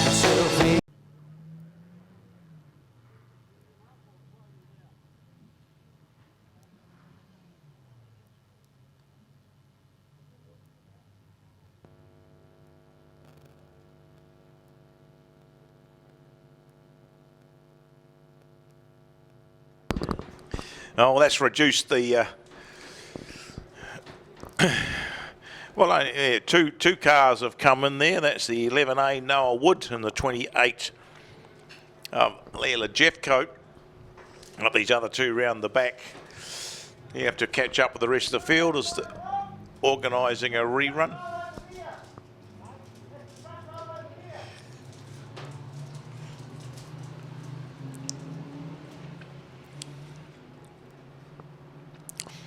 So they've been given a bit of a hurry up to get round. Nicholas Weir, Connor Turner, the 22 Oscar McClymont, the 167, keep losing that, Cairo Tabley, and the 72 car sitting there of Emily Brooks. On the front row, 27 Lucy Elliott and 33 Alyssa Wood. Long way down. So I rerun this Springston Hotel mini stock heat. Well, about the young ladies off the front row. And Lucy Elliott certainly has picked up her speed in the last couple of seasons. In the 27 car. Away in racing, and Alyssa Wood gets the jump. The Oxford car leads them through into turns 1 and 2, briefly. And Lucy Elliott has taken over the lead. The 56 car sitting there in second place is Nicholas Weir. Cairo Tabley right in there as well in the 157 car. Then back to Emily Brooks in the 72 car. And the 15 of Connor Turner right round the outside. He could be the big mover and shaker in this one. Oh, there goes a tap and around goes Lucy Elliott. Got a tap there from Cairo Tabley and sent her around. That's unfortunate. We'll have to see what happens here. Yeah, the referees might have something to say, but it looks like the 27 car has actually got herself up and running. Yes, I think the referee might have something to say about that one. That didn't look too kosher. As we see, the 15 of Connor Turner's got out front, and it's good night nurse to the rest of the competitors. Back there in second place, Cairo Tabley, and the 56 of Nicholas Weir going at hammer and tongs. But it's Cairo Tabley getting the advantage from Emily Brooks. Moves through into third place now, ahead of... trying to go around the outside of Nicholas Weir, but to no avail at this stage. And further back, you've got the 22 of Oscar McClymont and the 33 of Alyssa Wood. But Lucy Elliott in danger now of being lapped after she initially led this race at one point. Great dice going on for second at the moment. Emily Brooks just in behind Cairo Tabley. Yeah, well, Connor Turner comes up behind Lucy Elliott looking for an outside run just to put her a lap down, but it's a good battle on there for second with Cairo Tabley just on the outside of Emily Brooks. And Emily moved up a wee bit higher on the track. She's left the door open and Cairo gets through on there. She's still holding him out as they come through our Southbridge turn. That fourth car, the 56 of Nicholas Weir, tucked in behind. And we got to 33 as it's Elisa Woods has spun round facing the wrong way. We'll see if she can get herself going. The white flag's coming out. We're pushed for time, so they keep them going. She's all clear and will continue on. It'll be 15. Connor Turner goes down our Equus back straight. It'll come through our Southbridge pit turn and swing out of the Springston Hotel turn for the win. 15. Taking the win from the 72 of Emily Brooks. Third place is Cairo Tabley, was at 167. Then we pick up the fourth place car. It was Nicholas Weir. Nicholas Weir on 56, and rounding out the top five is... fifth place is car number 22, Oscar McClymont. So yeah, Oscar comes into that 5th place for this first one. Ahead of Lucy Elliott in 27, and Alyssa Wood, I believe, was the only other finisher. Yep. In the 33 car. So I'll try and get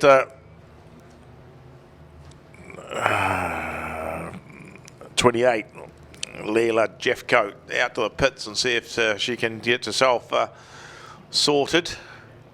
There is a main feature and a B main for all these cars, so I'm not sure whether she can get herself garden bar. Nice place to be. They tell you it's easy to find, hard to leave. That is the Southbridge Hotel, 97 High Street in Southbridge, and this is their South Island Youth Mini Stocks heat. And we've got 88, Jack Anderton on the front row with 67, Molly Smith on grid 2. What about we come down to 32, Isabel Harris on grid 3. On the top side, if you see they clicked up. No, they haven't clicked up yet. It's Anyway. 40. Veteran. So it'll be the what number will it be? It'll be no 42C and 32C. It's Braden Williams, and they've let no go and gone in yellows. What's happening there? I'm not sure, but Conley Webley's got a bit of work to do. He's got to come from the tail of the field this time, and he's got Cole Phillips just in front of him. So it's almost like a reverse grid, if you like. So it's. They just sort themselves out again. Somebody pressed the wrong button. Oh, is that what it was?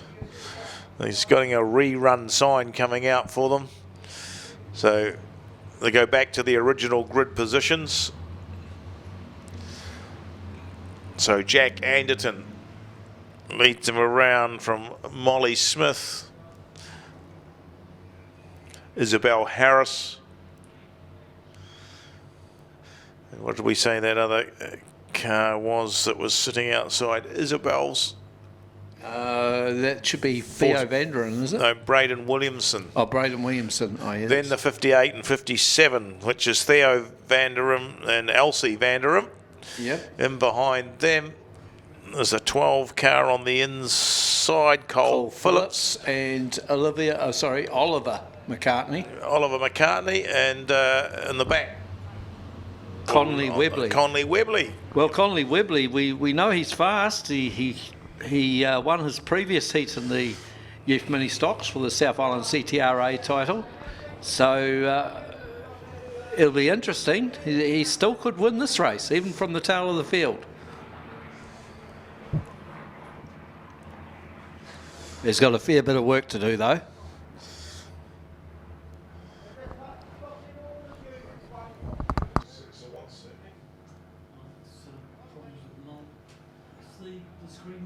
Oh, the screen, right. Okay, just a little hold up with a technical difficulty. I gather there's a wee problem with the MyLab system, so they want them to go through one more time. Nothing changed our end. Well, they'll just have to do a little bit of manually scoring or just keep their eyes open like we used to do in the old days. So they're coming around, Lawrence. You can start these ones off. Okay, it's the calm before the storm. The 88 car sitting there, Jack Anderton off the front row and Molly Smith. They're away and racing. Jack Anderton gets the jump from Molly Smith. Back there in third place, it's Isabel Harris, the 32 car, but she's been passed already and it looks like she almost tried to come to the infield. Collected Cole Phillips there, but as they come through turns 3 and 4, Molly Smith gets a bit untidy, but it is car 88. Jack Anderton, your race leader. Car 58 sits there in second place. And that, of course, is Elsie Vanderen. Elsie ahead of her brother. back there in third place, the 42 car, moving up very quickly indeed. Braden Williamson, but the one to really watch is up to around about 7th place at this stage. It's the 18N car of our race 1 winner, and that's Conley Webley. Yeah, charging through the field. Yeah, Braden Williamson took the 58 car of Elsie Vanderum very, very wide on that previous turn, and she lost quite a bit of ground, but she's working her way back through on the inside. So it's still 88. Jack Anderson out in front, and then we look at the that's a Braden Williams. That's a hard number to pick up from here in that second spot. He's drifted right out across the front of the field, and it looks like he'll lose a spot there to Cole Phillips as Cole comes through in the 26 car of Oliver McCartney. He's made his move after a good run, and it looks like there's a good battle on going down the back straight. Jack Anderson on the inside, 12. Cole Phillips moving, picking up the momentum, trying to go around the top side, and it's still neck and neck between these two as they cross the line. Yeah, Cole Phillips is going to be pretty hard to pick back from there. Jack Anderson still in second place. Oliver McCartney sits there in third, trying to go around the outside of Jack Anderson. But here comes the big mover and shaker in the field. It's the 18N of Conley Webley, as he gets demoted there very, very briefly from the 42 of Braden Williamson, who's gone around. But at this stage, Cole Phillips is the man to beat out front in the 12C car, ahead of Oliver McCartney. Here comes Conley Webley on the outside of the 88 of Jack Anderson, moves through into third place. And the yellow flag has come out. Yeah, so just as the yellow comes out, the Braden Williamson gets that car fired up. But anyway, they'll have to just re-grid again. Well, fastest lap so far in this race is from Cole Phillips, a 20.14. So that time of Connor Turner was very, very quick indeed for a youth mini stock, a 19.6, and I think that might be pretty close to the record there, Warwick.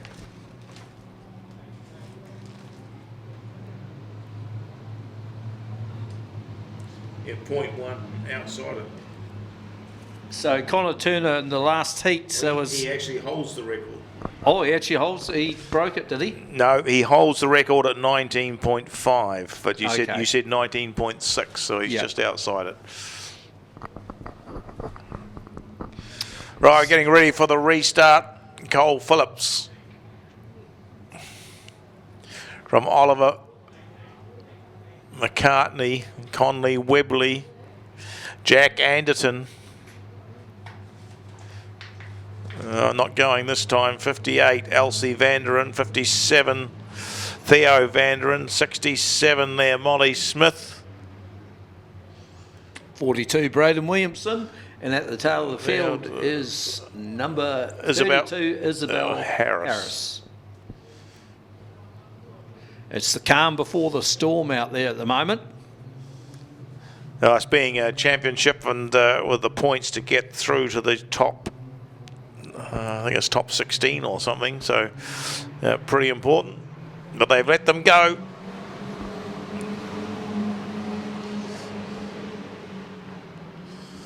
Big move there from Conley Webley round the outside, moves through into third place, but it's Cole Phillips, your race leader, under attack now from Oliver McCartney, who just gets a bit loose. This might open the door up there for Conley Webley, which it does. So Conley Webley from the back of the field up to second place. Can he get through for his second win of the day? It's going to be nip and tuck, but Cole Phillips gets untidy there. This could allow Conley Webley up the inside, which it does. So they run door handle to door handle through turns 3 and 4. Conley Webley on the inside, Cole Phillips on the outside. 1 lap to go. The white flag comes out. Oliver McCartney back there in third place. Fourth place is the, I think that's Elsie Vanderum. Down the back straight for the last time. Cole Phillips. Yeah, good fight back from Cole Phillips on the inside. He's pushed a Webley wide.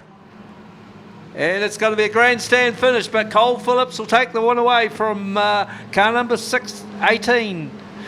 Conley Webley back there in third is the 26 of Oliver McCartney. Then back to the 57 of Theo Vanderen. The 58 of Elsie Vanderen will be back in 5th place. 6th place will go to the 88C of Jack Anderton. Then 7th was 67 Molly Smith. 8th place to the 42 of Braden Williamson. And 9th at the tail of the field will be car 32C Isabel Harris. Fastest lap went to Cole Phillips, a 20.14. Well, these ones have got it pretty good. They're 12 there, taking the win. Cole Phillips going around the Conley Webley, and the 26 car of Oliver McCartney in that 3rd place. Not doing too many laps, just trying to keep the thing moving. So Bland got a slight hold on that 2nd position. Andre Musgrove's gone around. Dakem. He's in that 3rd spot, tucked in down low. Marcel Vanderum, sorry, with the Bland car 131 on the top side. Mason Bland having a look to go around the outside of these two, Vanderen and Dakem. He's going to try and thread the needle right up the middle. He's got past Dakem, and he'll have a go at Vanderen through turns 3 and 4. But your race leader is Lockie Martin, making no race of this one. The dice is on for 2nd place, and it looks like we've got Vanderen and a Bland sandwich. Down the back straight they go. Jackson Dakin's not out of it, and Leah Rowland's not too far away either. As you pick them up down the front straight, Lockie Martin making no race of this one. The dice is really on for 2nd, Warwick. Yes, it is. Zoe Bland still hanging on to it from the Marcel Vanderen. Marcel looking to go round the outside, and right in behind is the 131 of Mason Bland. There he cuts down a little bit lower. Can he get a hole, find a hole to go through there?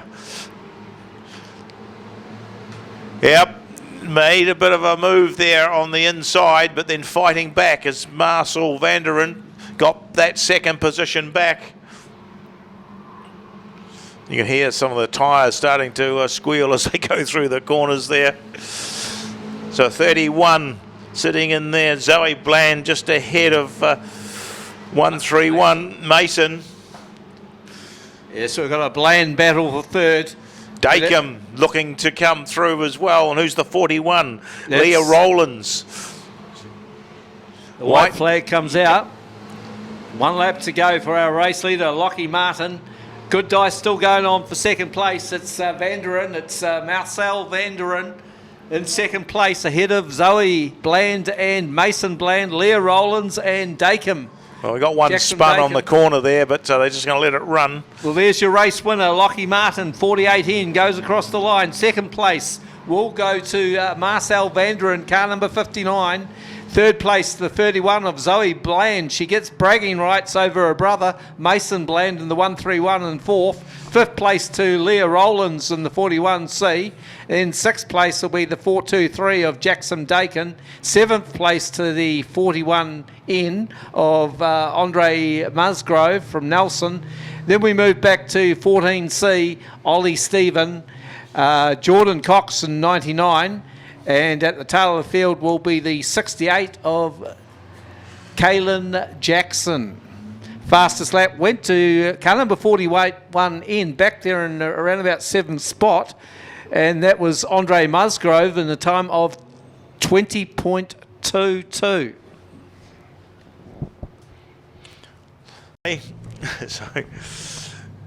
So the boys are just trying to hold that track as much as they can. First one out going round will be the 8 of Bob Lambie.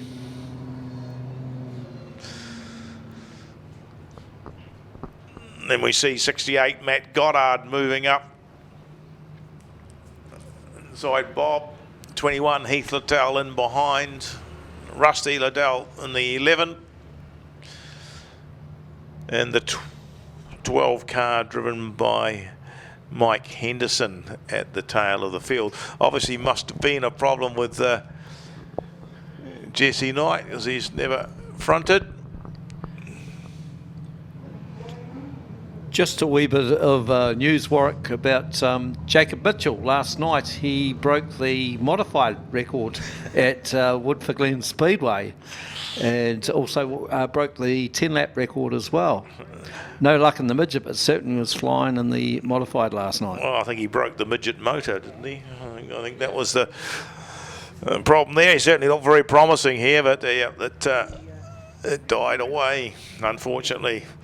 It's certainly a very, very good peddler is Jacob Mitchell. It starts to warm up when that sun comes around this side, doesn't it? At least got the air conditioners this time. Yeah, well, it's better than that. Freeze the back end.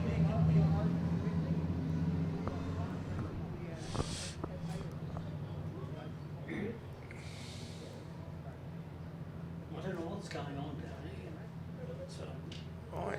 there seems to be a lot of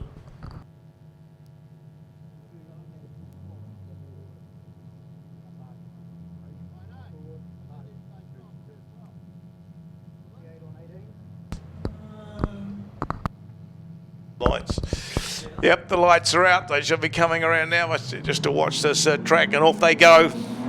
And the Eddie Swain sponsored car of Matt Goddard leads them through early on. Bob Lambie sits in that second position. Goddard just got it a little bit wrong coming out of the turn there, and he spun himself around. Oh, well, that's all right. We don't want another collision. They're not going to stop it for him. He's got just himself about had one there, and we've got one now. Bob Lambie into the back of Liddell. Heath Liddell it is. He slowed down. What's he doing? He's readdressing it. Has he just let Heath go through? Now they get back on the pace. That's so he can have another crack at him, Warwick. Oh, I know. So certainly Matt Goddard's got some work to do now to catch up with person, but Heath Liddell, he's put his foot down. Oh, Bob Lambie's crossed that up quite nicely. He's got Rusty in behind him. Mike Henderson goes through. Oh, Matt Goddard's come in again. So this track sort of going away, and the boys are having a little trouble. There's Rusty gone round. So, yeah, I hope they're talking to the drivers. Well, he's got himself away. He'll join in behind Goddard. So, son Heath Liddell comes through that Southbridge turn. He's got through it all right. They stuck the white flag out. I don't know. Well, they don't know what they're doing.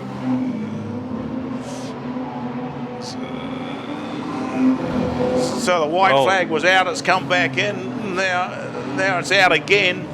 Checkered flag's coming out. Well, we'll just see who they give that to. I think they've missed him. They've missed him, have they? Oh, goodness me. I think it might be a bit of wind out there, is there?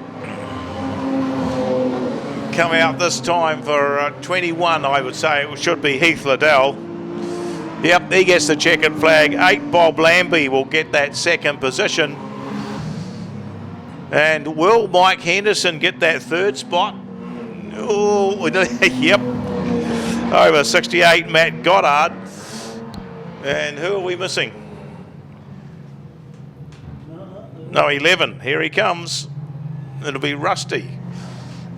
So I presume, what did you... Oh, they haven't got any order there, have they? That's just the way it is. They're not on my laps, these boys. So according to us, we think it's Heath Liddell took that one out from 8, Bob Lambie. 12, it will be Mike Henderson that came home in that third spot. A good run for him because they're 68 of Goddard and Rusty Liddell. Well, yeah, they got themselves into a spot of bother.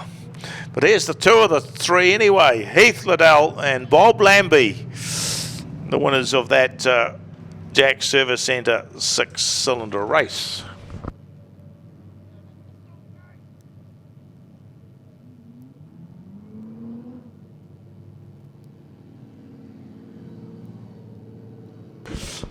Oh, they'll talk about that afterwards. Not very often you get the white for this particular heat. This is the Mike Greer Nelson Holmes quarter midget heat.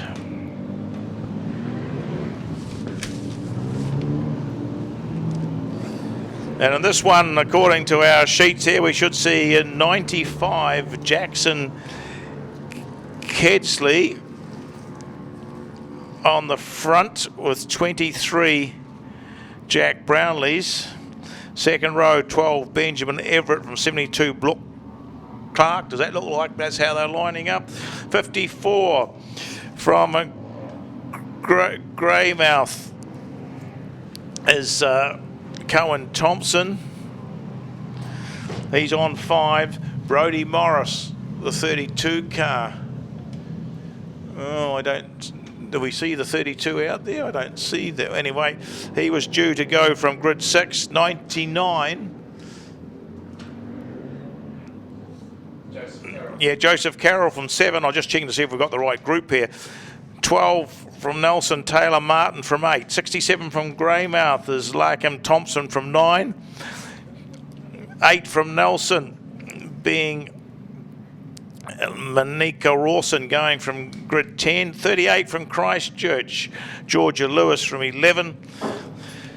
The 5 car from Christchurch being Alea Eggers going from 12, and the 75N car, Louis Marr Bridge from the back of the field.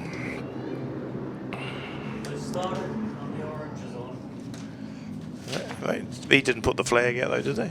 No. No, they've caught up that slower car.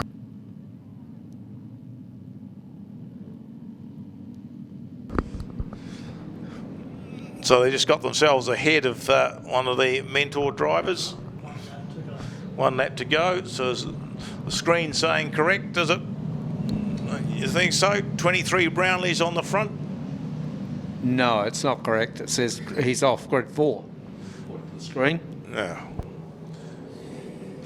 Well, that's a problem with the screen.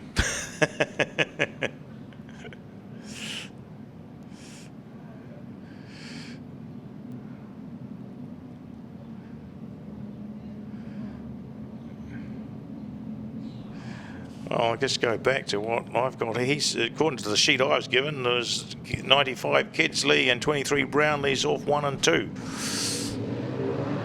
That's it. They got it right this time. And it is 23 Jack Brownlees that has gone quickly to the front of the field. Looks like it's 72 Brook Clark holding that second position, who's hunting her down and coming through the inside is the 54 of Cohen Thompson from Greymouth. He moves into that second spot.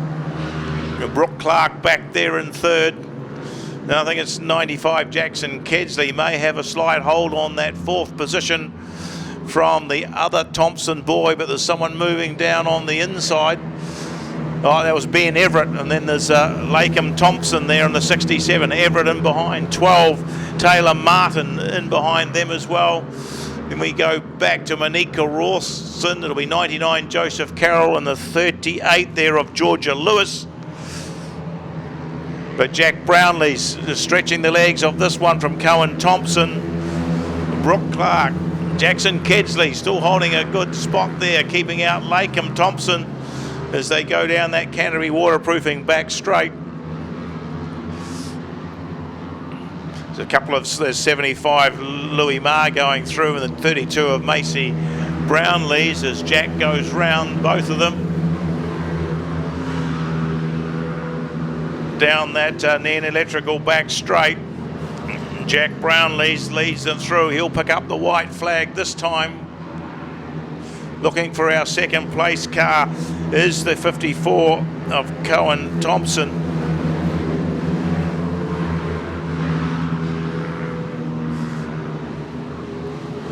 But they're coming in. There'll be 23 Jack Brownlees picks this win up from 54 Cohen Thompson. Third place, it'll be 72 Brook Clark from the 67 of Lakeham Thompson. 95 Jackson Kedsley will hold out the 12 car of Ben Everett, and then we go back to Miller Johnson, Monika Rawson, Joseph Carroll's just gone through, Macy Brownlee's the 75 of Louis Mar Bridge in the 38 car, which was still on the front lap, Georgia Lewis, round out the field. So there's the couple of the winners. A couple of them have got up there. 23 Jack Brownlees and 54 Cohen Thompson. Yep, Brooke Clark a wee bit slow off the take there to get up to be 3 wide. But those are your 3 winners of this particular heat of the quarter midgets.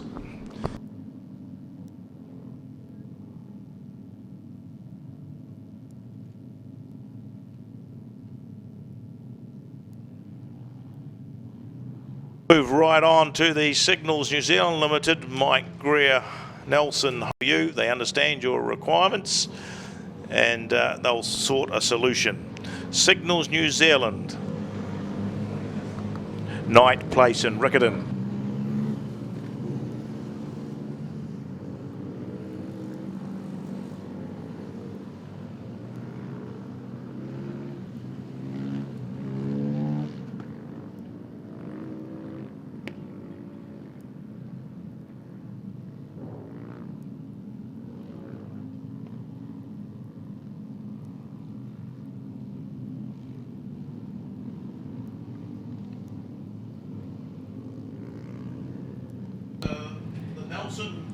Boys up on the front, Bailey, Benjamin and Connolly Webley. Oh, got the 3 of them there, 71. Where's that? What they do with this little sheet here I had about the grids I was given. Both pretty quick too, it's going to be an interesting battle. He's got him in the right Connolly Webley might have the edge though. Been racing 2K Cup this season. I'm from circuit racing to speedway, not easy to do. So yes, it's Benjamin, Webley, Morris, Rasmussen, Martin, Simmons, the front 6 of this particular heat as they get them underway. And look at the start from Connolly Webley. He's off like a robber's dog out front. Back into second is this will be an intriguing Nelson battle out the front of the field. Look at this. Rasmussen back there in second place. Darcy Rasmussen is in second place. Bailey Benjamin back there in third. At the moment it's a Nelson trifecta. Back and forth is Brodie Morris, first of the Christchurch cars, ahead of another Nelson car, Lockie Martin. So it's Nelson cars to the 4 in this one. But Connolly Webley, your race leader through turns 1 and 3 and 4. The 18C car, 18N car, just putting a lap on one of our tail enders. I think that might be Sky Lavelle. Down the back straight they go. Connolly Webley, Darcy Rasmussen, car number 71N, Bailey Benjamin back there in third place. Brodie Morris is a retirement. He's moved to the infield. Just struck a problem there, so he dropped out. He was in a handy position. But it's still Webley out in front from Rasmussen. Then we've got Benjamin. Then it looks like it's a Martin car in that 4th position, the 48. Good there of Lockie Martin. And then we go back. He's having a good battle with Jackson Clark in the 54 car with Jack Reed tucked in behind. Then we go back to Caden Simmons, but looks like the white flag's coming out from Martin, so we'll have to bring them home. Connolly Webley out front. He's the track's gone away a wee bit, but his lap times aren't too far off the case. A 19.05 for Connolly Webley as he goes around turns 3 and 4 for the last time. And he'll greet the checkered flag, so it's going to be another race win to Connolly Webley here at Ellesmere Speedway. Second place to Darcy Rasmussen, car 71, and third to the 23N of Bailey Benjamin. Back there in 4th place, it's Lockie Martin, another Nelson car. So Nelson cars locked out the first 4 positions. 5th place to the 54C of Jackson Clark.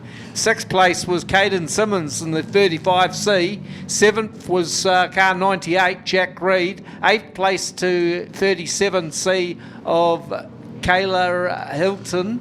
Then we moved back to Skylar Bell in the 16. The 15 of Isabel Henry. And the 22 of Miller Johnson. Zane Hilton and Brodie Morris were all retirements.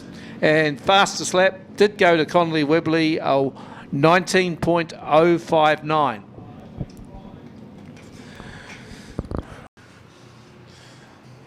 So here they come, the TQs.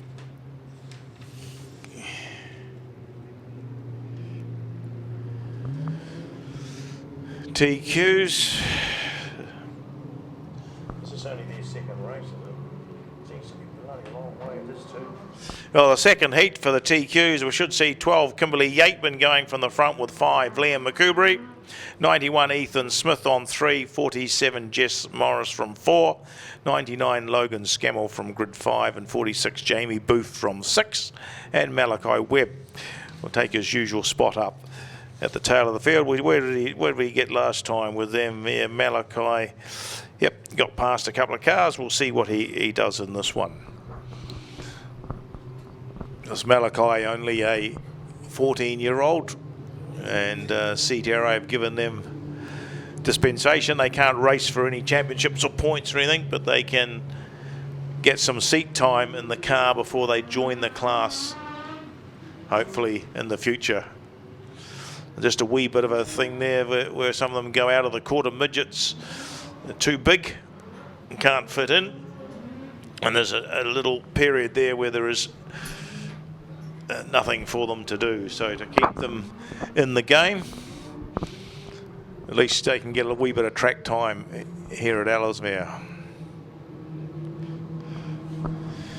Yateman in the Barbecues direct car against Liam McCoubrey in the Valvoline machine. A drive given to him by Tim Yellowlees. Ethan Smith on the next row. I think from here it looks like it is Jess Morris in the 47 outside Ethan. Then young Logan Scammell on the third row with Jamie Booth and Malachi Webb in behind. So it looks like Kimberly Yateman gets away to a good start. But Liam McCoubrey trying to go around, just had to kink the wheel away there to avoid making contact, lost a couple of car lengths there. He's got Ethan Smith in the 91 hard in behind. And then a wee break back to the 47 of Jess Morris and Logan Scammell up high. Looks like Boothie's struggling a wee bit in there as Malachi Webb moves up on the inside. But Kimberly Yateman just leading this one through the Dunsandel turn. Oh, she just drifted out, and Liam McCoubrey looked half a chance there, but he couldn't get through. Sticking down low and hard now on the track. McCoubrey punches through on the inside, takes a lower line, gets ahead of Yateman. Ethan Smith in that third position. Oh, that's good driving from Liam McCoubrey, showing his versatility, how the midget back into the TQ. He's a former 3NZ in TQs only a few seasons back. But, yeah, great dice going on for second there between Ethan Smith and Kimberly Yateman. Looks like Ethan Smith's got the better of Kimberly Yateman now. Moves through into second. Further back, we've got Jess Morris in the 47 car. And Malachi Webb doing an outstanding job driving the TQ. Well, the white flag's been out. They're on their way home, Lawrence. Okay, it's going to be the Valvoline car of car number 5. Liam McCoubrey will take the checkered flag away. Second place to Ethan Smith, car number 91. Third to the 12 of Kimberly Yateman. Then back and forth is car 47, Jess Morris. Fifth place to the 46 of Jamie Booth. Then we move back to car number 10, Malachi Webb, and the 99 of Logan Scammell. Fastest lap went to Liam McCoubrey, a time of 16.62. Not bad, considering the track has gone away a bit. No, pretty good there, and another good drive to 5. Liam McCoubrey as they pushing him off the track pretty quickly. Tower, and yep, we've got a little surprise for you.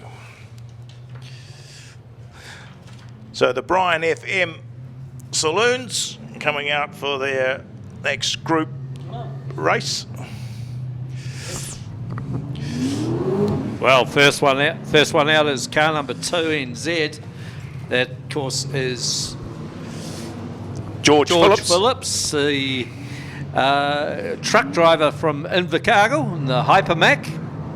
Of course, he's been 2 NZ, first in the New Zealand Grand Prix, third in the South Islands. And Lister's favourite or his most respected rival has been Mike Verdona. Favourite circuit, he says, is Cromwell. He's raced at most circuits around the South Island, as well as Waikaraka Park in Auckland, Huntley Speedway, Western Springs as well, and of course Bay Park in Tauranga. Yeah, well, he's off the front of the group at the moment. We'll see where they form up. The 7T car of Ivan Murdoch is tucked in behind him. 85 Hamish Moore from Gisborne, looks like he's on the front row. Then the 15 of Phil Burgess, the next one up on the track there. Then we've got another 7 car. We'll just see whether that in about 5th spot on the grid at this stage. That is the 7G, Rodney McDough. 16, Ashton Osborne, outside him in the 6th grid. Then we go back to the 16S car of Thomas Korf, sitting down low. Upside him is the 71 of Willie Woodhouse. Then we got Daniel Cook on the 77 down on the inside, and the 57 car there of Jeffrey Stanton outside him as they let them go. Okay, it's the 85 as your race leader, and that's Hamish Moore. Yeah, a wee bit of a coming together there with the 2 car of George Phillips, but no one's given any inch there as they come into that turn for the first time, Lawrence. Yes, it's nose tail stuff as they come out of turn 4, and George Phillips on the outside. That's the 2NZ car from Clayton Moore, Hamish Moore, sorry. Then back to Phil Burgess in the 15T car, and I'll tell you, there we go. Moore's gone around, and he's collected Osborne. Hopefully there's not too much damage to young Ashton Osborne in the 16 car. Well, certainly looks like the 85 Hamish Moore's all cranked over in there. And a bit of debris on the truck there. Looks like one of the front skirt has come off, or the rear skirt, is it? Come off the 85 car as he limps to the infield. Well, we'll just pick up the 85 car and have a look. He's just going to the infield, Lawrence. Oh, he's going to the infield? Yep. Yeah, it looks like the front of the, is it the front of the car? Front of the spoiler, maybe? Rear. From the rear, you reckon? Yeah, okay. It's the rear. Well, look. Sits up pretty high at the front, doesn't it? Okay, so George Phillips, your race leader. There we see the 7 car moving up. And of course, that's the 7T car of Ivan Murdoch from Cromwell. Of course, he's done a bit of grass cutting before. He's sponsored by Uppercuts, Firewood, Wanaka, Forest Corp, Cromwell, Collision Repair, Total Auto Electrical, and Cromwell Tyres. That's the 7T car. Yep, but he had a fairly good start, and this one was up on in the first 3 rows. Certainly made the most of that. Osborne must be very lucky not to have suffered any damage, because that was quite a firm collision there. So now they're what are we doing now? They're forming up. I thought yes, it's are they doing I thought it was Indian file for these Yep, the leader off the front, but there's Osborne's about 2 wide back there. The rest of them are an Indian file, so. Yep, I thought it was too. It was supposed to be 2 wide behind the leader, but they're probably just getting that sorted on the my laps, and then they can group once that position's right.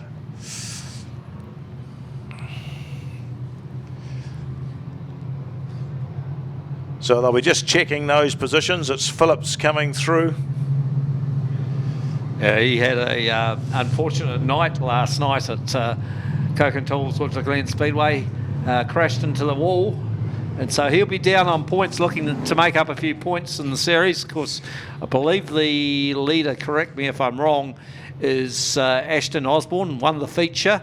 Of course, he had the free NZ car right behind him, so they could be a couple to look to in the feature here this afternoon at Ellesmere.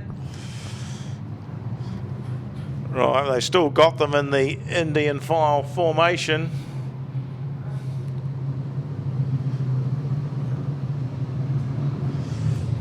Willie Woodhouse out there in the 71 car. He's a former 3NZ. I see Barry Taylor going through there as well. Riley Letton in the 44 rounds out the field. What's your screen doing? What are they? Don't just, because they're holding them for some reason. What's the problem, Mike? Ooh.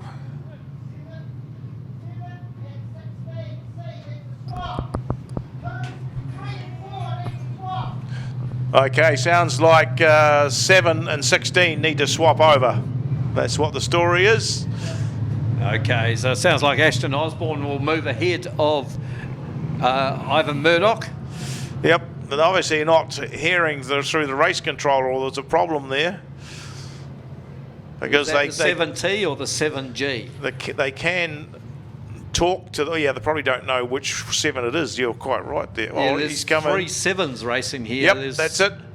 Okay, so it is Ivan Murdoch has to move back. So he gets him behind Osborne. It's not very often you have 3 7s racing in the same no. class. Of course. Yeah, well, one lot's got to speed up and or slow down or something or other. Just sit there, Ivan, let them catch you. And of course, car number 7, the 7G car is no slug either, of course, from Gisborne. Of course, that's Rodney McIndoe, 44-year-old from Gisborne, the 357 Cleveland Ford Mustang. Sorry? Was third in the North Island title. Yeah, but surely they just tell them to speed up and catch him. I have a suspicion that the referee to the cars is not working. Now they've got it. Now something's not right there, something. Yeah, we may have a communication problem between the referee and the cars, because it took them a long time to sort that out. But now they're all there in their order. Watch out for Dan Cook too, the man from They got Gisborne. one more lap being given to them. The 350 Chev Camaro, brand new Vulcan chassis. Is third in the North Island Champs. Sponsored by Vulcan Racing Products. That's the 77G car. And it looks like he's just ahead of Willie Woodhouse. So Willie Woodhouse has got a fair bit of work to do in this heat. Yep, certainly the Indian file restarts. If you're at the back, you're a long way from the front. So, yep, certainly a bit of work to do. They've let them go. So it'll be the 2 car there of George Phillips will lead them through. He's going to sit up a wee bit higher on the track. 15T. Phil Burgess holding that second position, but there goes Ashton Osborne coming through down on the inside. And he's struggling to get that into that second spot. Burgess in third place. Although who's that moving as we look through there? That'll be the 7T car of Ivan Murdoch back there in the 4th position. Well, Ashton Osborne finished 4th in the national title a season back or so. So he's definitely the man of improving out of youth mini stocks and trying to close that gap on race leader George Phillips from Invercargill. Oh, there goes the big dice from McIndoe, trying to go up the inside of the 15T of Phil Burgess. Can't make it stick though, it's getting pretty slick out there. Burgess round the outside of McIndoe, back into third place. And there we go, Dan Cook just going up the inside of Ivan Murdoch. He could be a big mover and shaker in this one. And 28 moving up also is Barry Taylor from Cromwell. Yep, Murdoch's moved. He secured that, that'll be that 5th position, but no one's getting anywhere near George Phillips in this one. Osborne's trying. Very close there with the 7G car of Rodney McIndoe holding out the 15 of Phil Burgess. Burgess sitting up a little bit higher. White flag comes out, Lawrence. Yes, 1 lap to go for George Phillips. He's got this one in the bag. It's his race to lose. He's taking the high line. Down the back straight he goes. He'll check those lap times. The 16.7 for George Phillips. Through turns 3 and 4 for the last time. Osborne also taking the high line, but it will be Phillips, your race winner, 2NZ. Second place to the 16C of Osborne in the Stealth. Third place to McIndoe in car number 7G. Fourth place will go to the 15T of Phil Burgess. Then back in fifth is the 77G of Daniel Cook. He'll be followed through by the 16S of Thomas Koff. Then we move back to the 7T of Ivan Murdoch. Back in 8th place was the 28T of Barry Taylor. 9th to the 71C of Willie Woodhouse. 10th place to the 98T of Blair Finley. Then we move back to the 10D of Stuart Miller, and 12th was car number 44C, Riley Letton.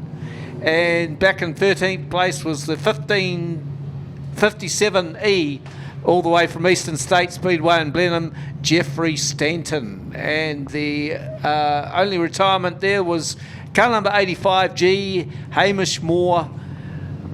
Fastest lap went to George Phillips, a 16.79. Okay, thanking you.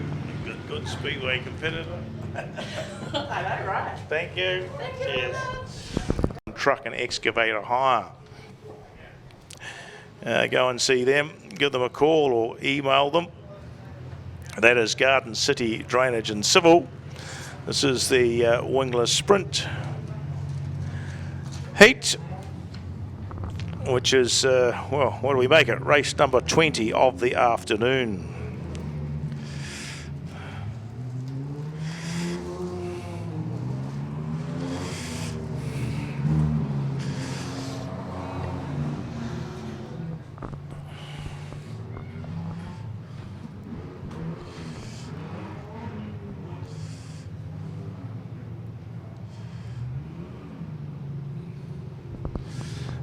'51 Kane Jemmett, 42 Corey Duckmanton, 57 Brooke Jemmett, 4 Mark Morris, 49 Bailey Clive, 35 Christopher Gray, 75 Andrew Gregg, 33 Kirk Hawkins, 78 is Chris Bailey, and that's the 7 car of Alan Bailey. So they've got everything all back together and got those cars back out, which is a pretty good effort.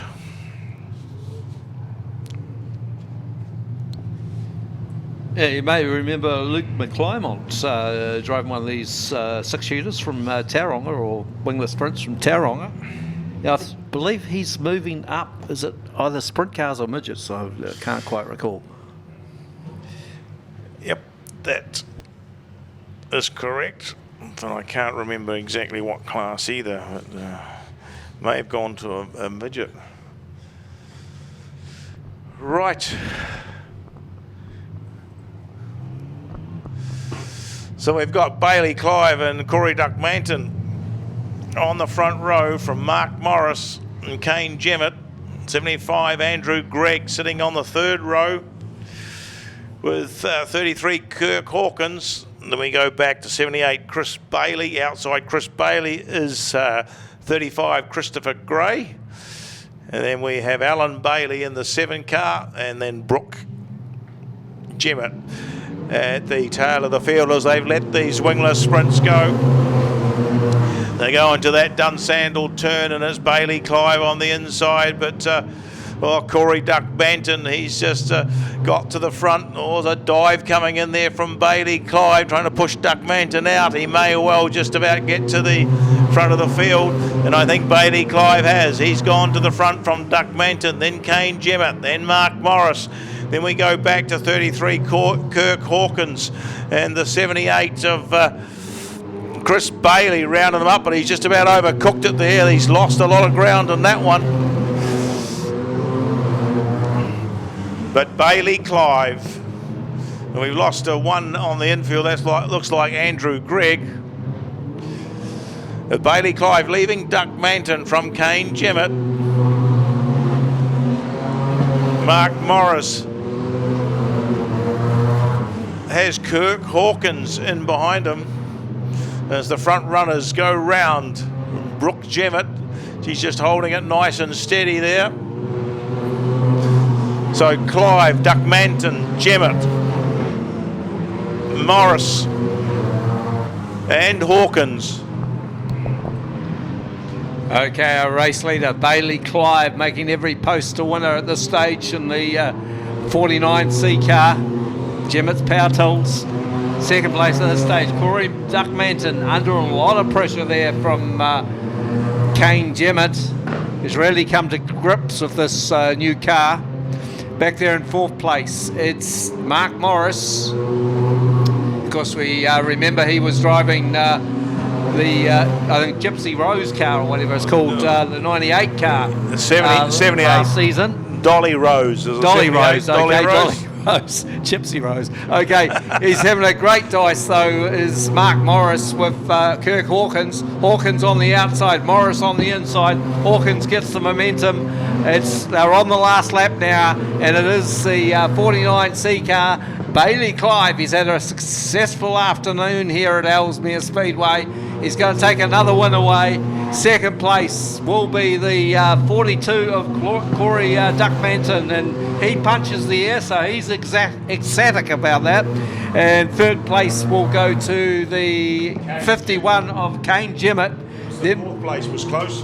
Then we move back to 33, Kirk Hawkins, just ahead of the 4 of Mark Morris. There'd be bragging rights between those two. The 78 was Chris Bailey next, then back to the 35 of Chris Gray, the 7 of Alan Bailey, and at the tail of the field were the 2 retirements, Brooke Jemmett in car 57 and Andrew Gregg in car 75.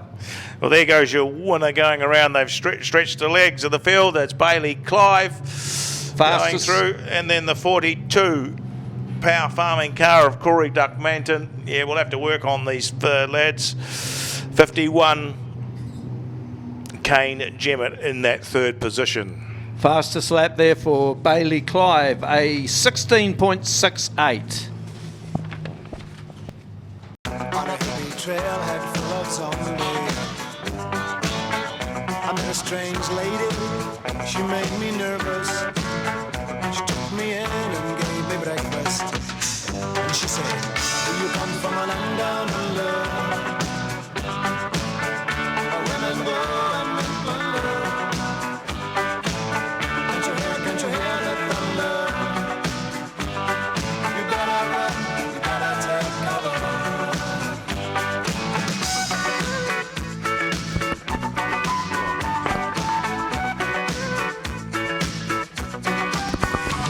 Well, we'll just stop that for a minute as we get these mini stocks out.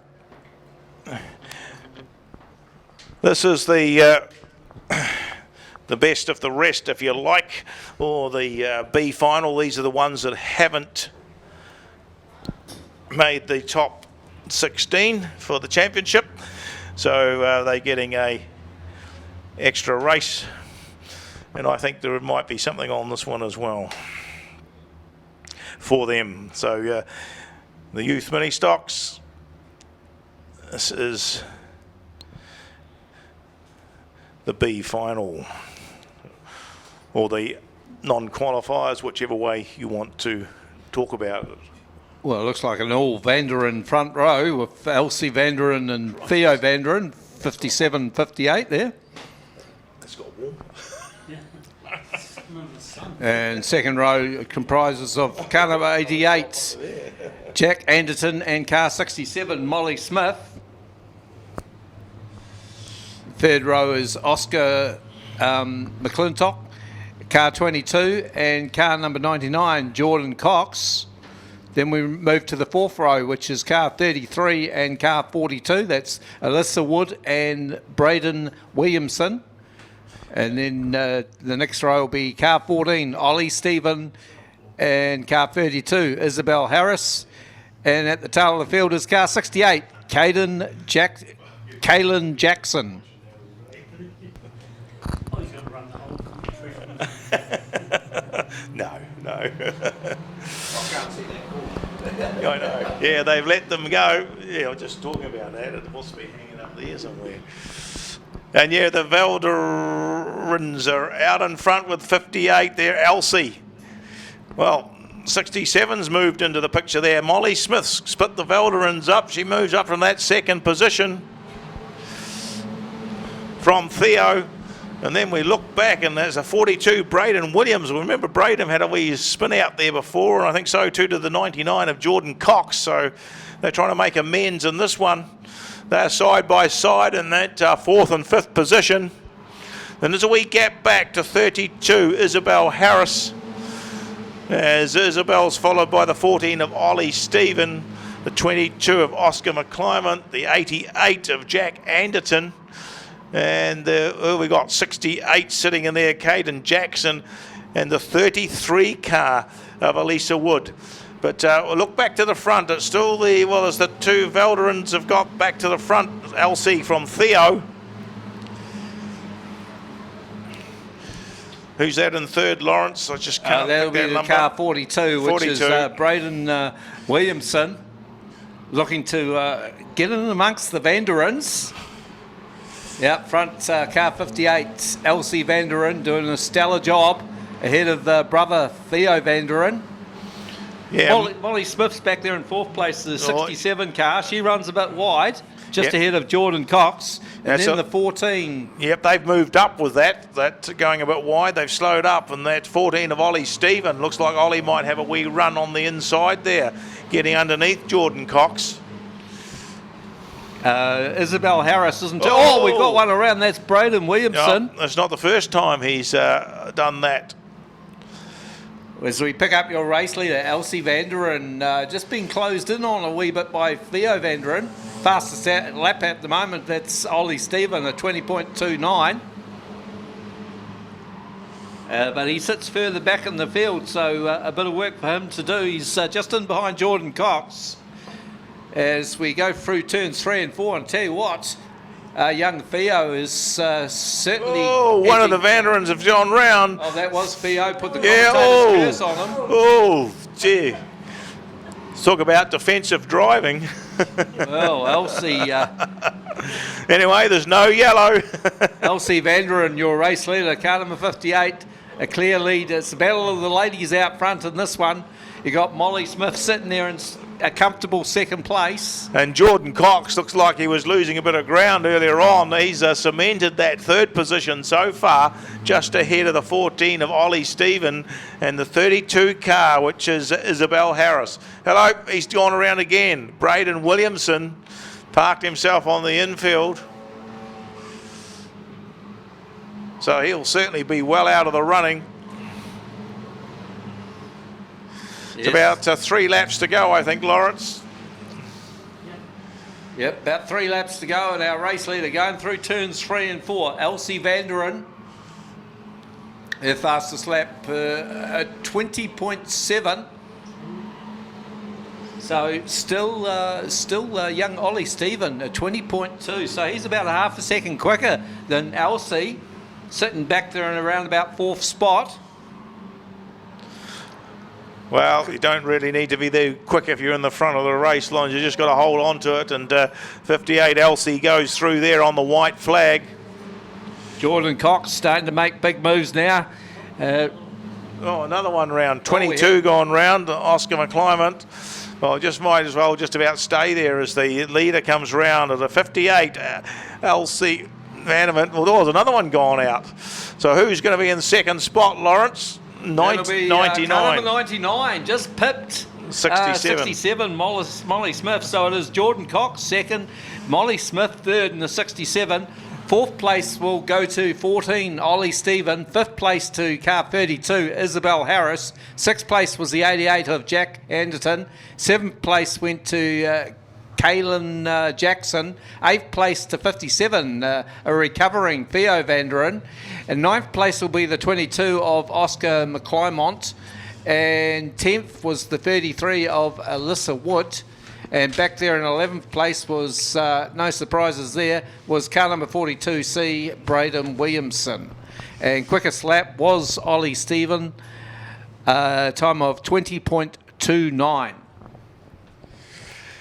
Whew. Well, that's that. That's them. So anyway, they at least a good turnout from them, and they've got a good run in. Kennett's Farm Machine. It's not direct from Lake Ellesmere, is it? Oh, that'll be good. That'll be good water. What's wrong with you? They say a dead lake rubbish. You ought to see the life out there. There's plenty of it. Right, well, we'll see what happens this time with these 5 sixes. First one on the track, 21, Heath Liddell. 68, Matt Goddard. 8, Bob Lambie. 11, Rusty Liddell. And 12, Mike Henderson. Because we're missing Bevan Cast. He was involved in a bit of incident the other week. And also Greg Preble, who's had to do a bit of a motor rebuild. But, and this is what we've got today. And well, they've had one more race than what they did last meeting, Lawrence. 2 more races, isn't it? Oh, 2. Well, 2 so far. This will be their 3rd one if they get through it. Yep. Well, that's what I mean. Yep, You know, after this one will be 2 races. And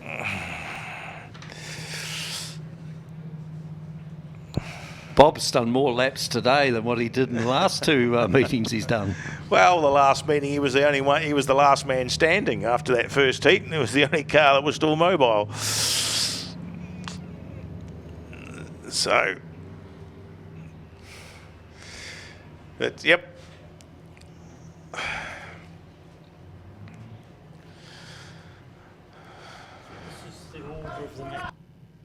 They've got no race receivers.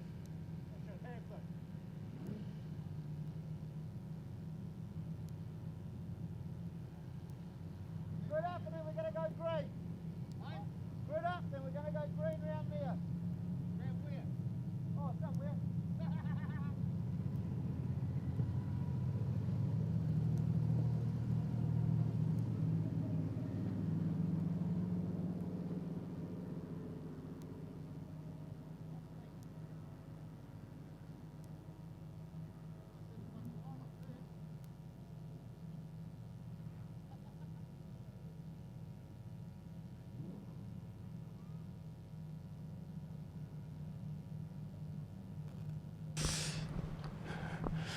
Right.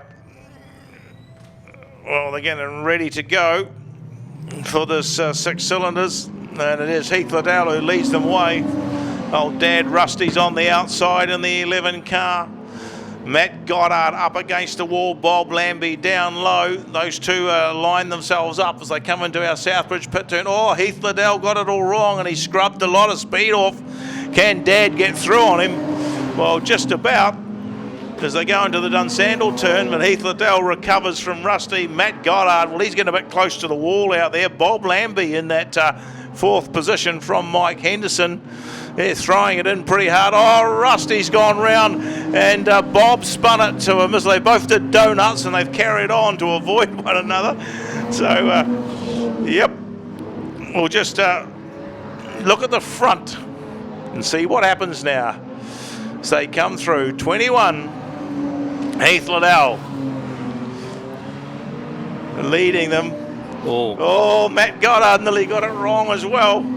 They're certainly throwing it in pretty hard, but there's a bit of dirt there, but can it hold them's the question.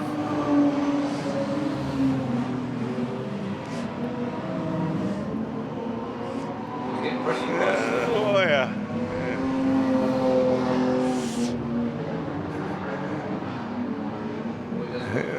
Oh yep, the Matt's still pushing it, trying to catch up to Heath, but they're sort of brother-in-laws, believe it or not. There's a whole family thing, 1, 2 and 3 out there.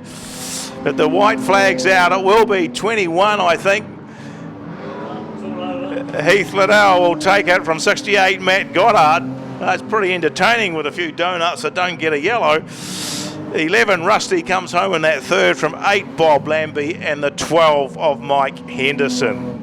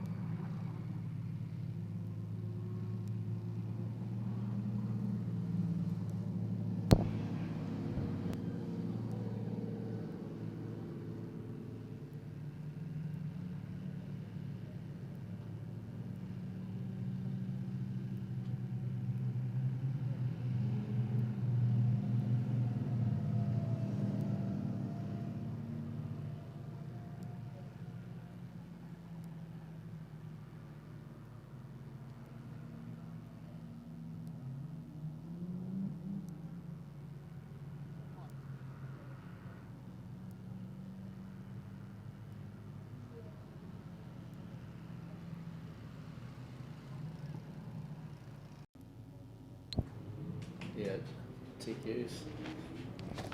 Okay, out come the TQs.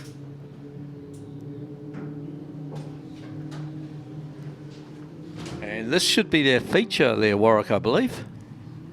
Yeah, probably. To jump the mini stocks ahead, that's what the thing is.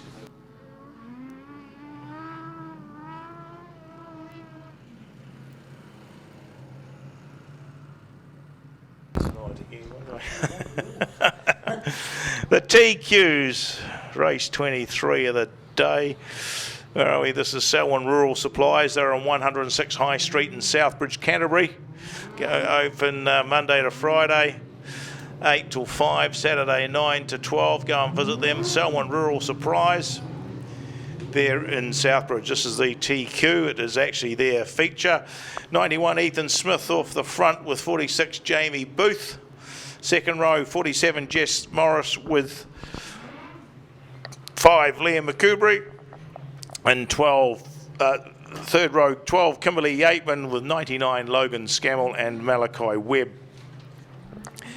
In the 10 car at the tail of the field. And we're clear to go. As they come to, oh no, what's he talking about there? Something's happening there. Okay. Well, the Valvoline car of car number 5, Liam McCoubrey, made a good fist of things last time around. So we'll have to see how he goes this time.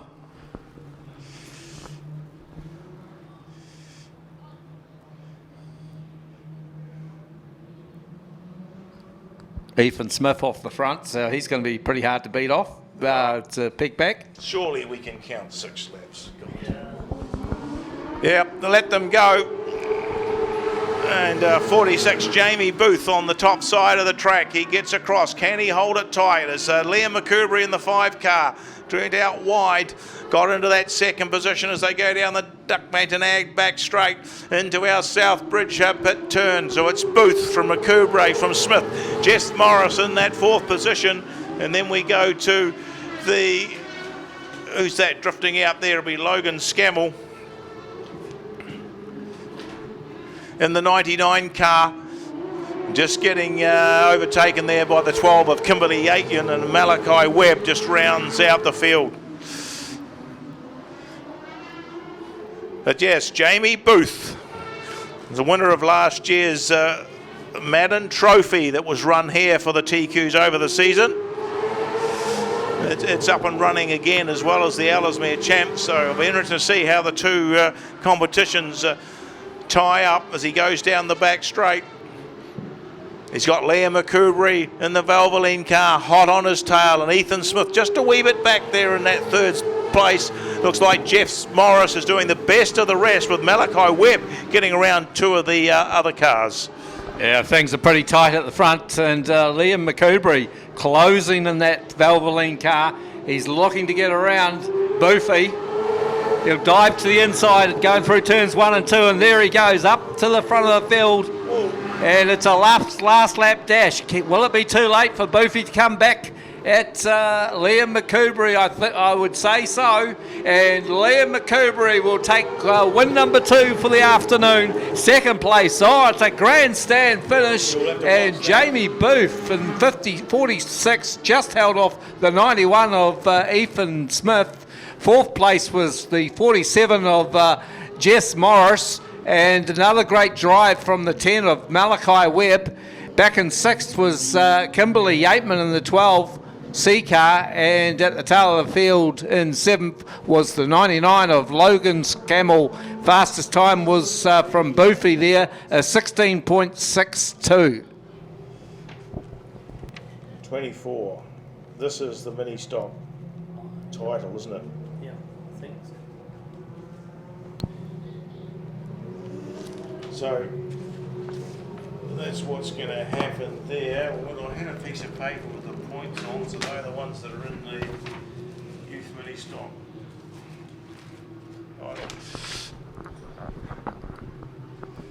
Well, there you go. We farewell those cars for the TQs. Many thanks for coming in at very, very short notice after we had a couple of fields drop out. We're moving on. We just juggled the program a bit. We've got, this is the CTRA South Island Youth Mini Stocks to the collision with the wall there. Leela Jeffcoat and 31, Zoe Bland collected 32.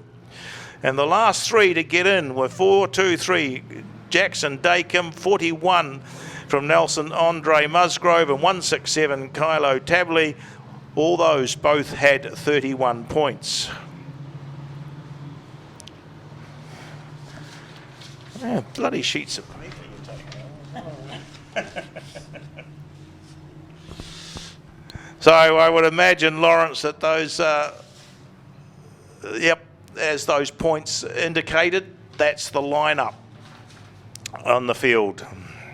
Well, Connor Turner, who starts off the front row now, he's done the fastest lap time here this afternoon for the youth mini stocks. He actually holds the lap record here for youth mini stocks as well. So if he gets out front, it's going to be hard for him to for the others to peg him back.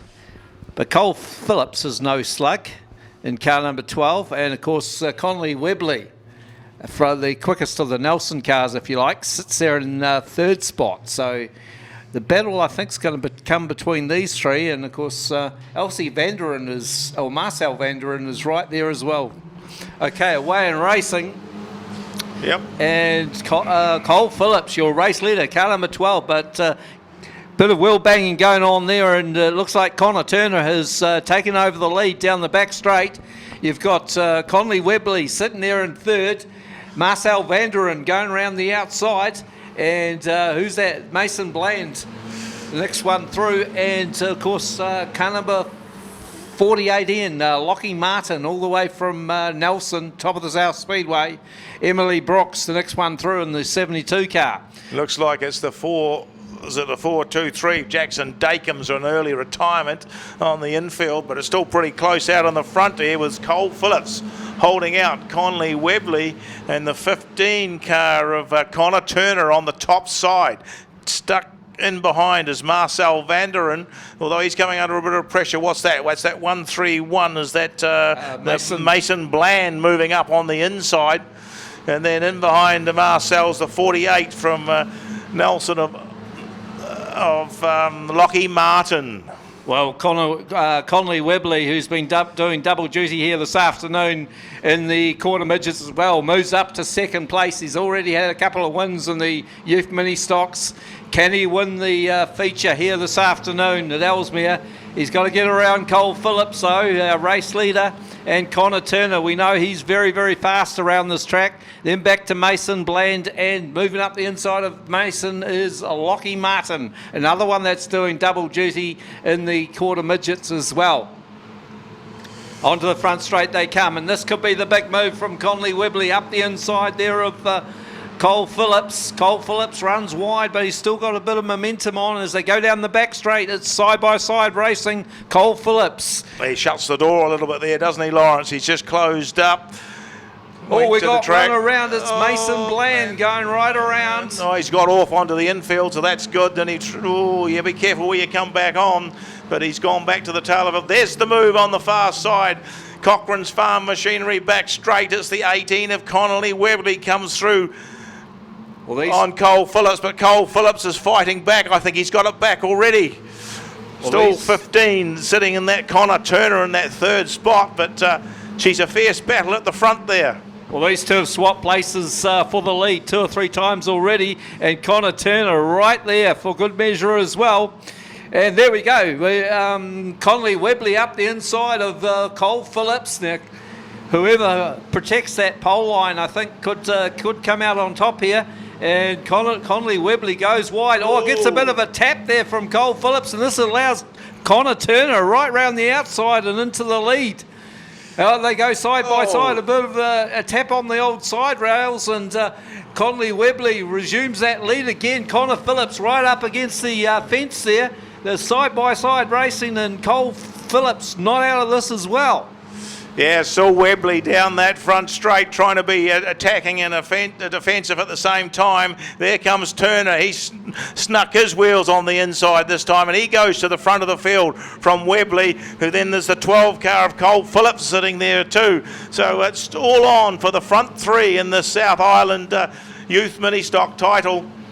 Looks like Connor Turner's just made a wee break on the rest of them at this stage. About 3 car lengths ahead of Conley Webley. Cole Turner down there in that third spot. We better mention that now there's 59. Marcel Vanderem has got Lockie Martin right in behind him. And then further back to Emily Brooks, we've got Andre Musgrove, the next one through. Leah Rowlands. Oh, we've got one in the fence down the back straight. Yep, this could bring out the yellow. Yep. Sitting up there right in a dangerous position. Oh, that could change the complexion of the race towards the end there. Was it the 71? Is it 20? What's that car number? Cairo Tabley's been on the infield as well, so it looks like he might be a retirement in the 167C car. Is that 27? Is that? And Lucy, Jackson Lucy Dakin, Elliott? Of course, is out as well. So that was Lucy Elliott that has caused the yellow. Just couldn't get off that wall right up there on the Springston Hotel sign. It was really in quite a dangerous position as they come out of that turn. Well, she's come on gangbusters in the last couple of years, has Lucy Elliott. And she's proven that to make the final, that's an impressive effort. But it's pretty tight at the front here. Vanderen's not out of this as well as Lockie Martin. But there we go, a bit of psyching going on at the front of the field. Just to give them a bit of a love tap. Connor Turner, your race leader, car number 15. Then back to Conley Webley, car number 18 in. Then the 12C of Cole Phillips. Yeah, yellow flag out there. So just checking some positions there, but I think the front ones are reasonably good. Yeah, there's a bit of Morse code going on there too, by the looks of it. We've got Marcel Vanderen back there in 4th place. That's the 59C car. Then back to the 48N car of Lockie Martin, the 72C of Emily Brooks, and the 41N of Andre Musgrove, the 41C of Leah Rowlands, and the 26 of Oliver McCartney. That'll do, Lawrence, as the green's coming out. A couple of laps to go, and they've let them go. So Connor Turner leads them into that Dunsandle turn. Or looking to move on the inside of Cole Phillips has got on the inside of Conley Webley as they go down the Duckmanton back straight and turn in to our Southbridge turn. Cole Phillips went a wee bit wide then, and that's allowed the Turner went wide, and Cole Phillips has now got his nose in the front. Here comes Conley Webley. There's up Webley inside. looking for a run on the inside as well. So as they come on round, they've got one more lap to go. They'll get the white this time, but it's now Conley Webley back at the front of the field from the 12. Oh, there's one gone round there. Lockie Martin's got a big whack too, so the checkered flag has come out. 18. And it is the 18 of Conley Webley in first. Second was the 12C of Cole Phillips. Third place the 15 Connor Turner. Fourth place the 59 of Marcel Vanderen. Fifth place the 72 of Emily Brooks. Sixth place the 41H of Andre Musgrove. Then in seventh was car 26 Oliver McCartney. Back in eighth was the 56 of Nicholas Weir. Ninth place to 31 Zoe Bland. 10th place to the 41C of Leah Rowlands. 11th place to 131 Mason Bland. And further back you had 48 in Lockie Martin. 27C Lucy Elliott. And they were the only other finishers. Of course, Cairo Tabley and Jackson Dakin were retirements.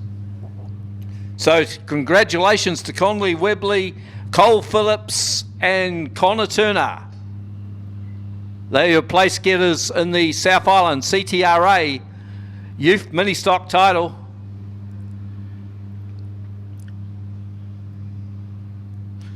And we've got Warwick going down there for the interviews.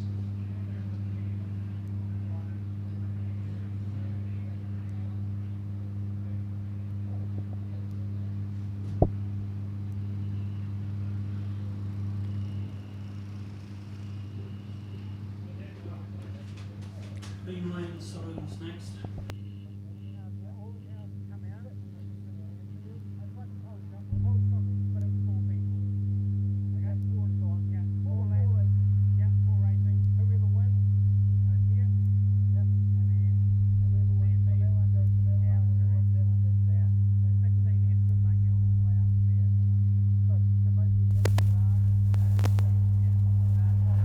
Oh, well, Conley, very good. A real good battle with you three there in this particular rate. The lead changed several times. Yeah, no, that was a bloody good battle. Like, I didn't know who was going to win that, and like, we all just like, I don't know, all just throw it into that one corner and hope for the best. But good that we came out the best. Yeah, no, good stuff. Great to see so many youth mini stocks down here. I'll go and have a quick word to the other lads. Yeah, definitely, it's a great track and to have a lot of fun.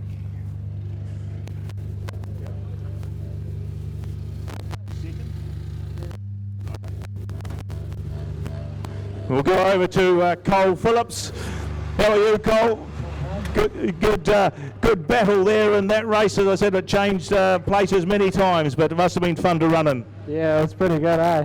Yeah, it was good to have a run around with these boys. Good races, honestly.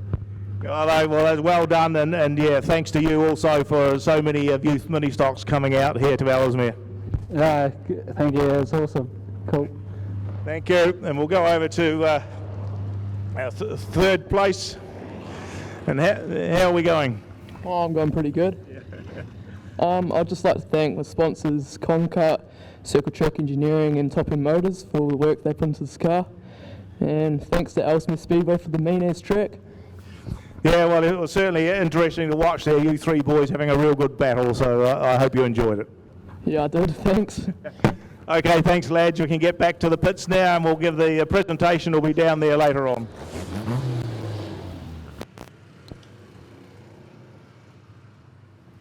And fastest lap going to car number 18. Not only won the South Island CTRA title, but also took the fastest lap in the final, a 19.8 for Conley Webley.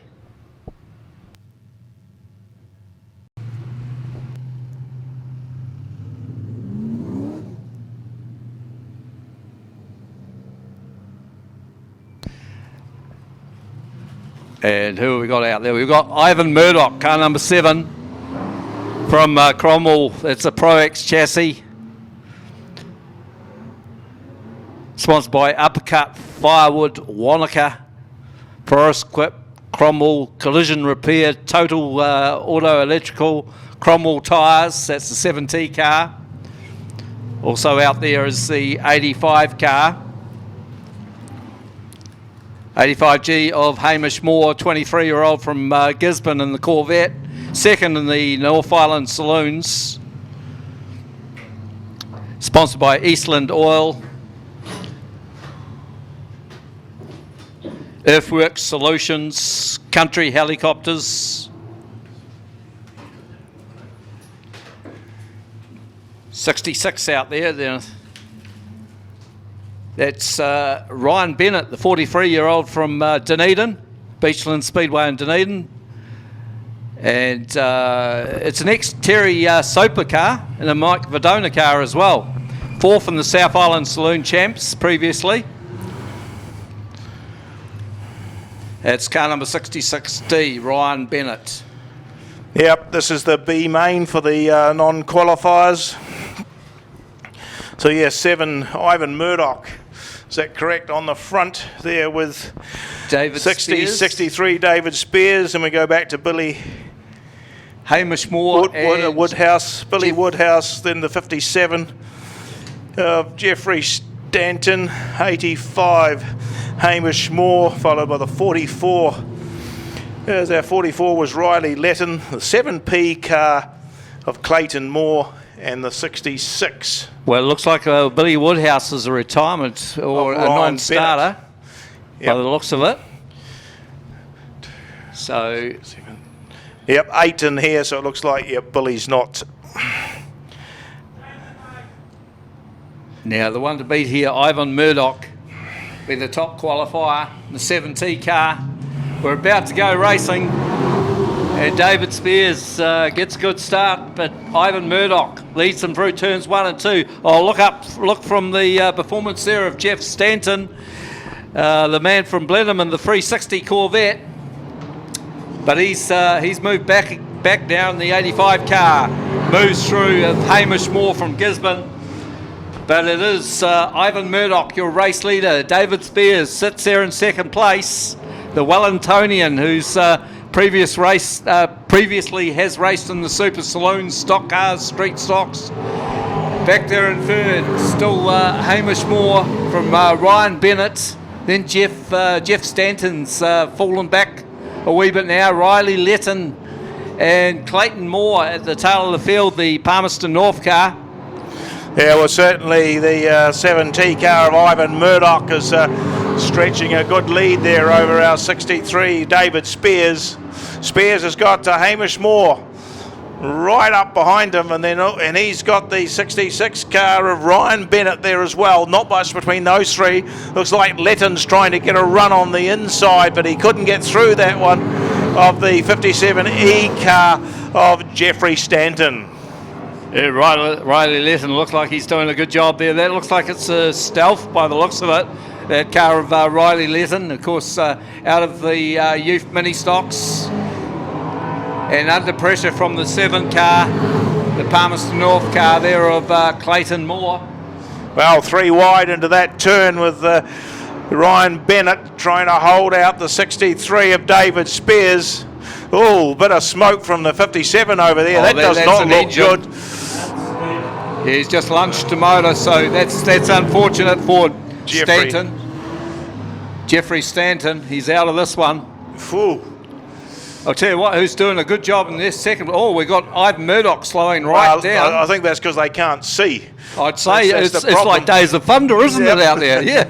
The white flag's out.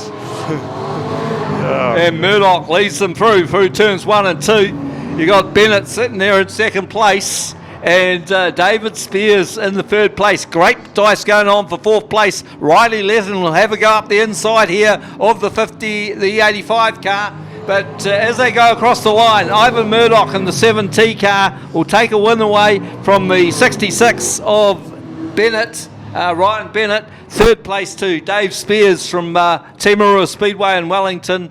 And then the fourth place was taken out by 85G Hamish Moore from Gisborne ahead of Riley Letton. Good effort from Riley Letton though. And at the tail of the field was Clayton Moore from Palmerston North. And the only non-finisher out there was Jeffrey Stanton. Fastest lap from Ivan Murdoch is a 17.51, so the track has really gone away. It's the dash next. Right. So, yeah, well, that was interesting. You can't blame them for slowing in that one. That good old smoke screen came up there. But, yep, the 7T car, Ivan Murdoch, are on the front row with the 77 of Daniel Cook. So that's George Phillips and Trent Amron are on the front row with Daniel Cook in behind, and we'll get the winner of that third dash will join them. So yeah, a bit to look at there. Well, Phil Burgess in the 15T car, he's done a bit of grass kart racing, so that's certainly leads you into good stead going into Speedway. 98T out there now. That's Blair Finley, and he's done a bit of sealed work, like in street sprints and whatnot previously, and done quite well in Speedway as well. A 23-year-old from Dunedin. Also out there we've got the Crofts, car number 8, which is Craig Croft from Taranaki in the 356 cubic inch Corvette. It's a gorge chassis. It's about 10 years old. So he's sponsored by Mufflers New Zealand Limited. And you've also got Thomas Croft in the Chev Corvette, 350 Chev. It's a 12-year-old gorge chassis for Thomas Croft. 35-year-old is Thomas. Raced at most tracks in New Zealand. Favourite track, he says, is Cromwell. Might be Ellesmere after today. Pretty bloody warm. Not much you can do about it. I can speed that up and then the papers will fly everywhere. Well, there's only this. So the other cars will go into the centre and wait for their dash.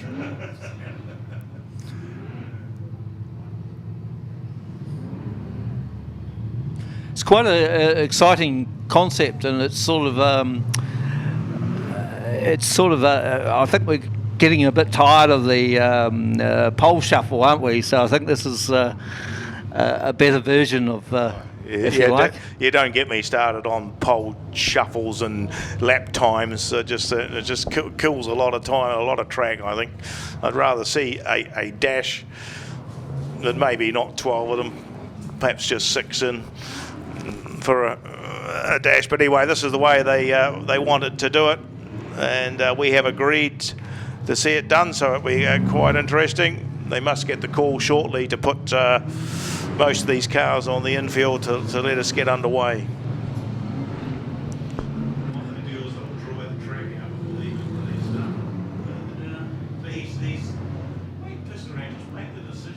You've still got a bit of work to do, even if you do win the first dash. You move into the second dash, but you've got to start from the back of in the second dash. So it's still not an easy task for the winner of the first dash.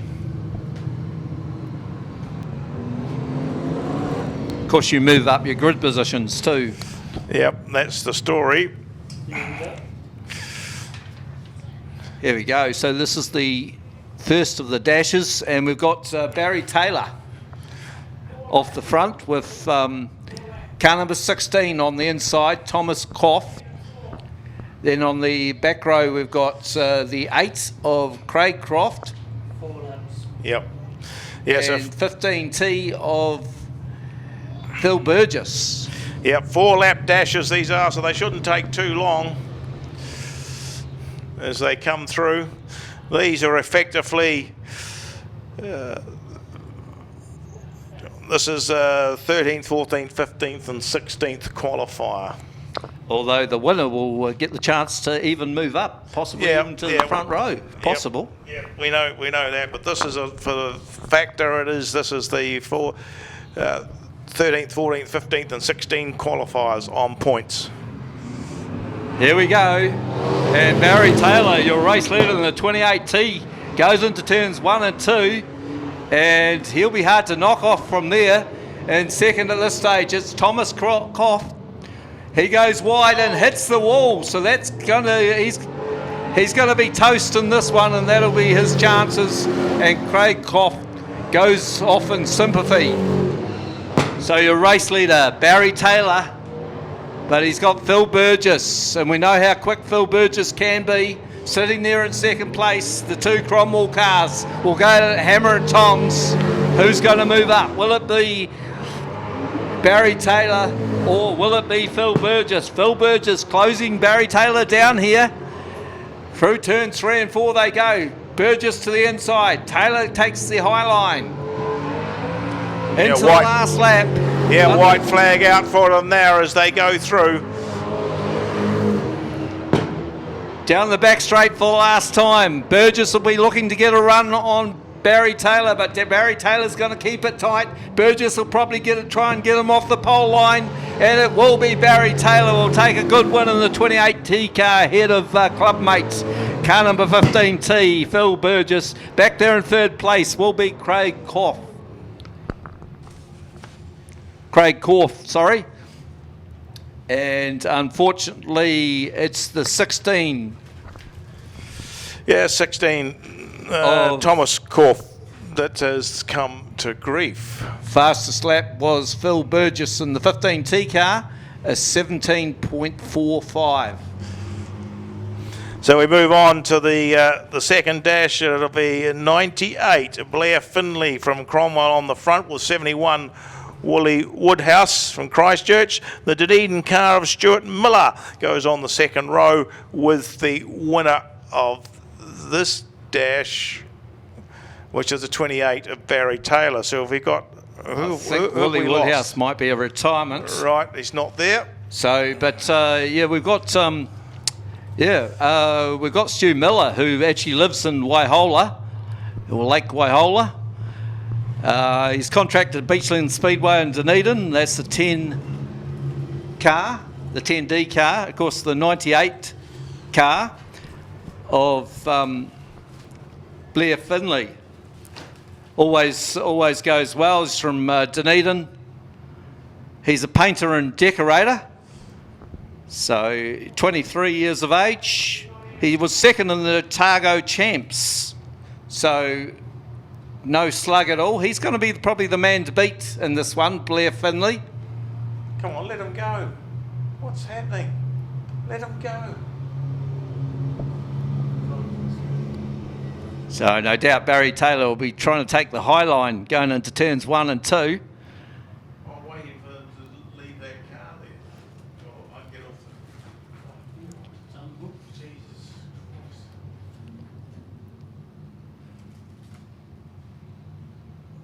So I've got a battle also of not just the drivers but the chassis as well.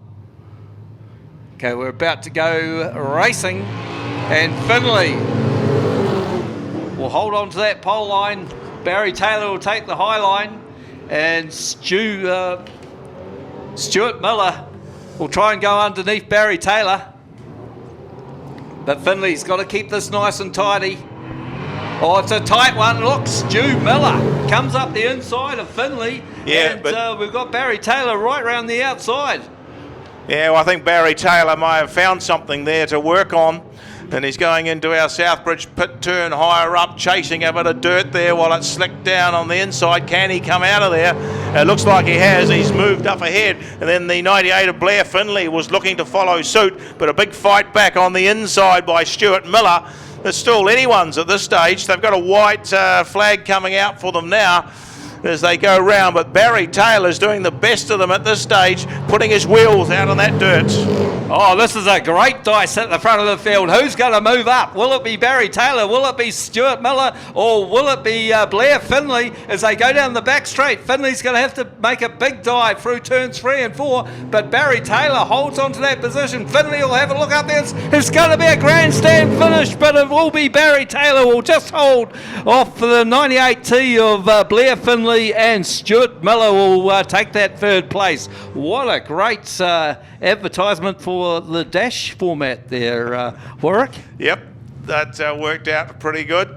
So now we have coming out for this third dash with a 7G car, Rodney McIndoe from Gisborne will go out with 16, the local lad, Ashton Osborne, the 21 of Graham Williamson, and once again Barry Taylor in that 28 car goes to the back.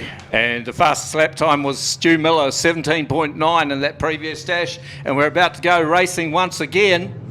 And here we go, great start by the 7G of McIndoe. Osborne will go to the outside, he'll take the high line, he'll get the drive down that back straight. There he goes, right round the outside, takes over the lead. Back there in third place, it's the 21 of Graham Williamson, and at the tail of the field, it's Barry Taylor. He's won 2 already, but I don't think there's going to be no match in this one for Osborne. McIndoe just not giving it away either, sitting there on the pole line. Through turns 3 and 4 they go. Graham Williamson will be back there in third. Can he make impression on our 2 race leaders? Yeah, well, Barry Taylor's virtually given it away. He's come to the infield. So it's Ashton Osborne out there. He gets the white flag this time around, and it looks like, well, McIndoe just can't get quite close enough, and Williamson's out the back door too in this one. So I think you can write it in. It'll be Ashton Osborne who will stay on the track and move up to the final dash. Yeah, Osborne comes through turns 3 and 4 for the last time. He's got this one in the bag. It's his race to lose as the checkered flag comes out for Ashton Osborne in the stealth. Second place to McIndoe in the 7G car. That car of McIndoe, that's a very quick car indeed. Back in third place was Graham Williamson in the 21. So we go to the final dash, and we have 2NZ, George Phillips on the front row, and alongside him is 3NZ, which is Trent Amron. The 77 car from Gisborne, Daniel Cook, comes in behind on what we'll call grid number 3 on the outside, is where Ashton Osborne takes his place. So we're leading them around, the former New Zealand Grand Prix winner. That's George Phillips will take the lead going through turns 1 and 2. It's 2NZ, it's 3NZ. You got the 77 and you got Ashton Osborne at the tail of the field.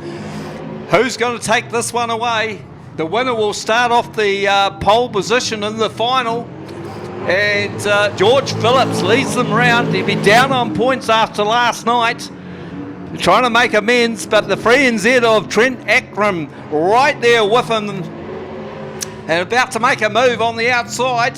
He's taking the high line. George Phillips on the low line. I think the high line might be the place to be, and Trent Ackram, the Taronga driver, hits the front from George Phillips. Back there in third place, Ashton Osborne slips up the inside of the 77 of Daniel Cook. Can't make it stick though. Cook goes wide and Ashton will go up the inside once again. So great dice going on for third and fourth. But it's the front of the field where our front row is. It's 3NZ at the moment from Trent Ackram from the 2NZ of George Phillips, as the checkered flag has just come out, and Trent Ackram will take the win away from George Phillips in the 2NZ. Back there in third was the 77 of Daniel Cook from Gisborne, just getting around Ashton Osborne. So that'll be your grid positions for the final. Of the front row will be Trent Ackram and George Phillips. Off the second row will be Daniel Cook and Ashton Osborne. Yeah, well, that could be, and it may not be, because it all depends on what Trent Amron does. There's about an extra 250 points up for grabs, and double points in the feature if he starts from the back. The thing is that if he opts to do that, George Phillips has to go with him. He has no say in the matter. So it'll be interesting to see whether they boys think there's anything in the track or not to do that. Certainly it was a wee bit from out wide, but not enough. What is the feature race? It's how many races? 20 laps. So yeah, it's a wee way, but whether Trent Antrim will opt for that decision or not, some of these formats, this is a Sunday afternoon. We don't have 4 or 5 hours to run the meeting, and I think we need to have a little discussion about it.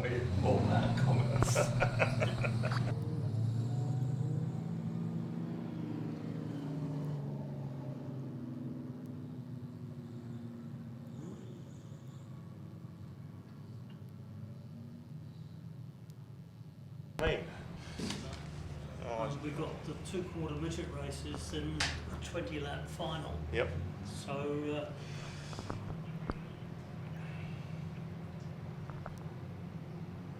we never sort of like going past 4:30. I mean, this will, we'll be lucky if we finish for 6 at this rate.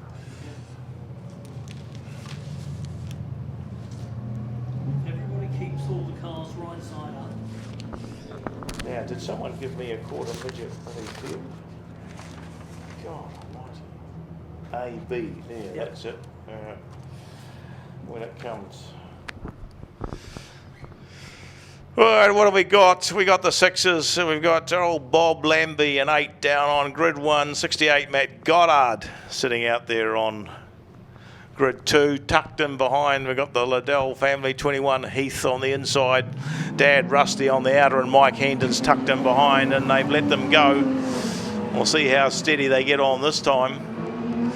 So Matt Goddard gets himself out to an early lead from Bob Lambie down that and then electrical back straight, and it's the 2 Liddells there, but they sort of just being a bit cautious, I think. They might have realised the track's not going to hold some vicious speeds at this stage of the day.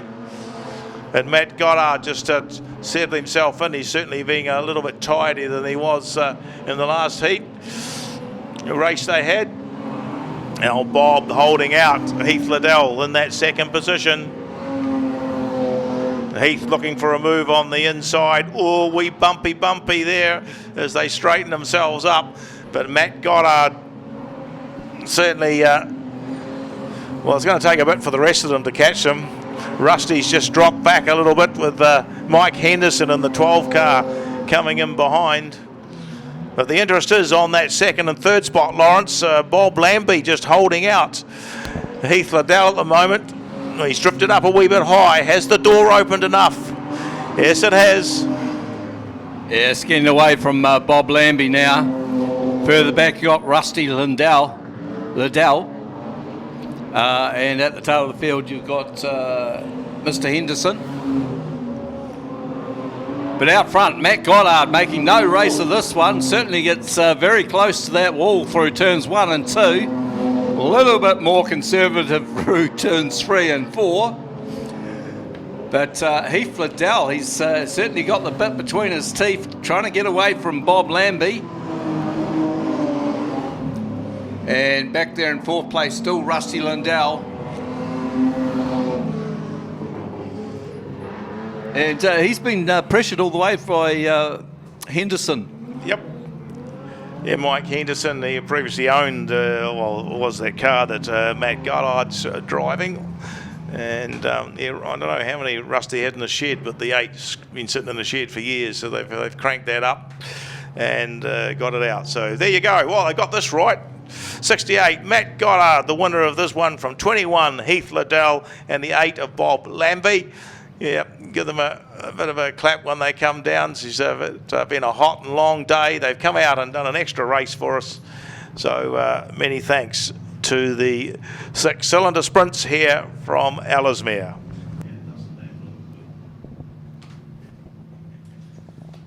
So what do you say we got? Quarters? Yeah, quarter midgets A and B. So who's coming first? B, take it. 1, down to the end of the program, and we've got the 2-quarter midget races to come out. The A final for the Mike Greer Homes rounds of the quarter midgets. And yeah, 54 from Greymouth. I'm fairly certain that's Cohen Thompson. He's set to go on the front with 23 Jack Brownlee's outside him, second row. 67 Lakem Thompson from Greymouth, and outside him is Darcy Rasmussen. Then we go to the 54C car of Jackson Clark and the 18 of Conley Webley. Grid 7, the 48 will be Lockie Martin.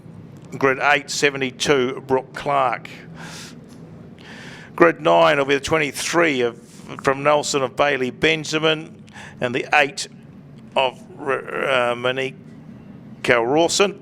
Grid 11, 12 N. Taylor Martin, and the 95 from Christchurch of Jackson Kedley. Grid 13, the 98 Jack Reed, and 14 the 12C of Benjamin Everett.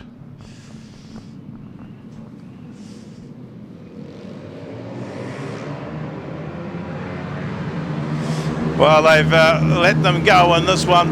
I see a wee side panel off Brooke Clark's car has come adrift and is flapping around there, but early on in this one, who have we got? Is it the 54 of Cohen Thompson out in front of Jack Brownlee's in that third spot? We'll pick them up as they come through. It's Darcy Rasmussen from Lakem Thompson, Jackson Clark, then Conley Webley, then Lockie Martin. Well, I think that's the 8 of Monika Rawson there that I can see going through. But we look back to the front of the field, and it's the 54 of Cohen Thompson leading Jack Brownlee's. Darcy Rasmussen coming under a little bit of pressure there. That's probably the closest battle at the front of the field at this stage. Although Rasmussen's just pulled out a little bit, although there goes Lakem Thompson. He's closed up a fraction. He's now changed his line down on the inside to try and get Rasmussen, but he still had the momentum up high.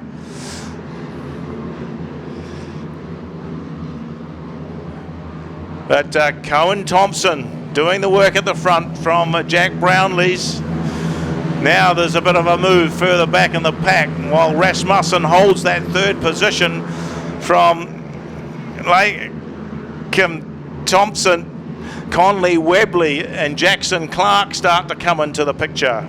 The white flag's out as they go on their way home.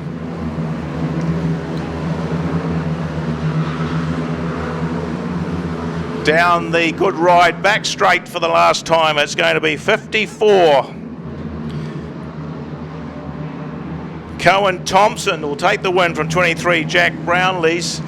71 Darcy Rasmussen will get that third position from 67 Lakem Thompson, and rounding out the top 5 will be that 18 of Conley Webley.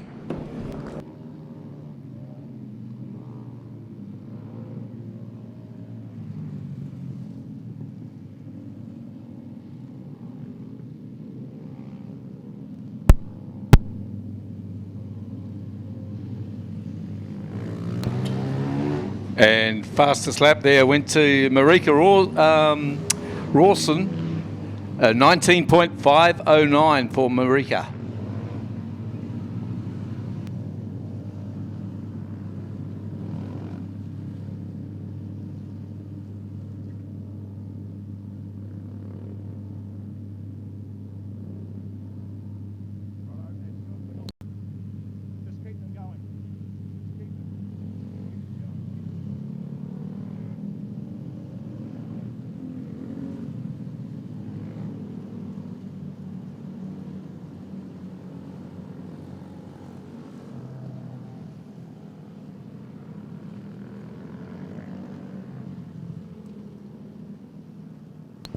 Now moving on to the B feature. And the cars out there will be 99, Joseph Carroll. Car 32, Macy Brownlees. Car 37, Kayla Hinton. Car 73, Zane Hinton. Car 16, Skylar Bell. Car 15, Isabel Henry. Car 22, Miller Johnson. And car 75N from Nelson, Louis Marbridge. Car 62, C, Brodie Morris. And car 35, Caden Simmons.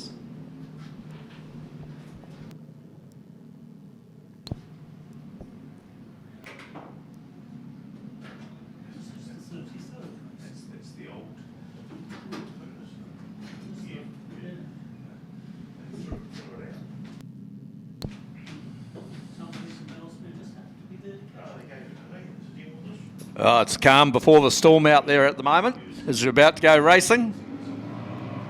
Away in racing. And Caden Simmons got a good start, moves up to second place, but that looks like Brodie Morris, your front runner, as they go down the back straight for the first time. Yeah, Brodie Morris from Caden Simmons. It looks like it's Miller Johnson in that third spot from the 99 of Joseph Carroll.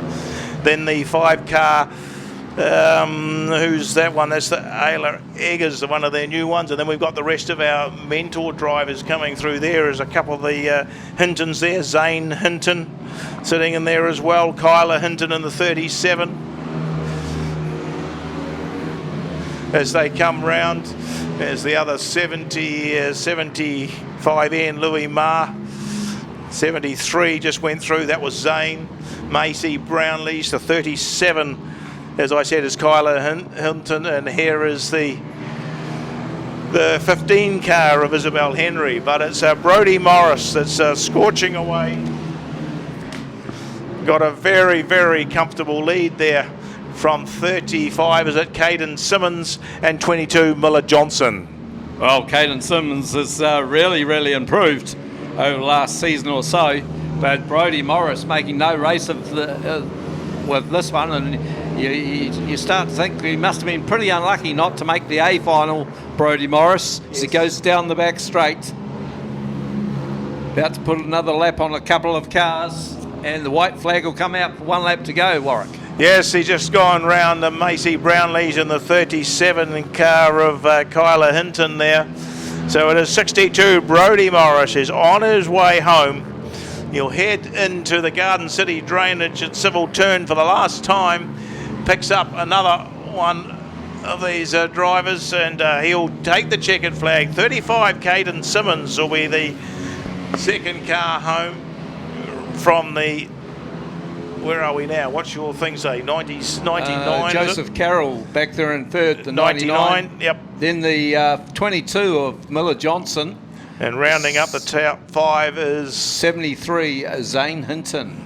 Fastest lap to Brodie Morris, 19.31.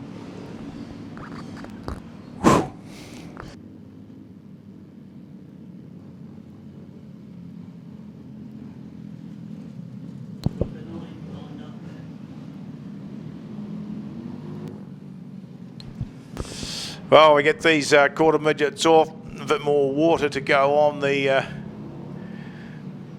track, and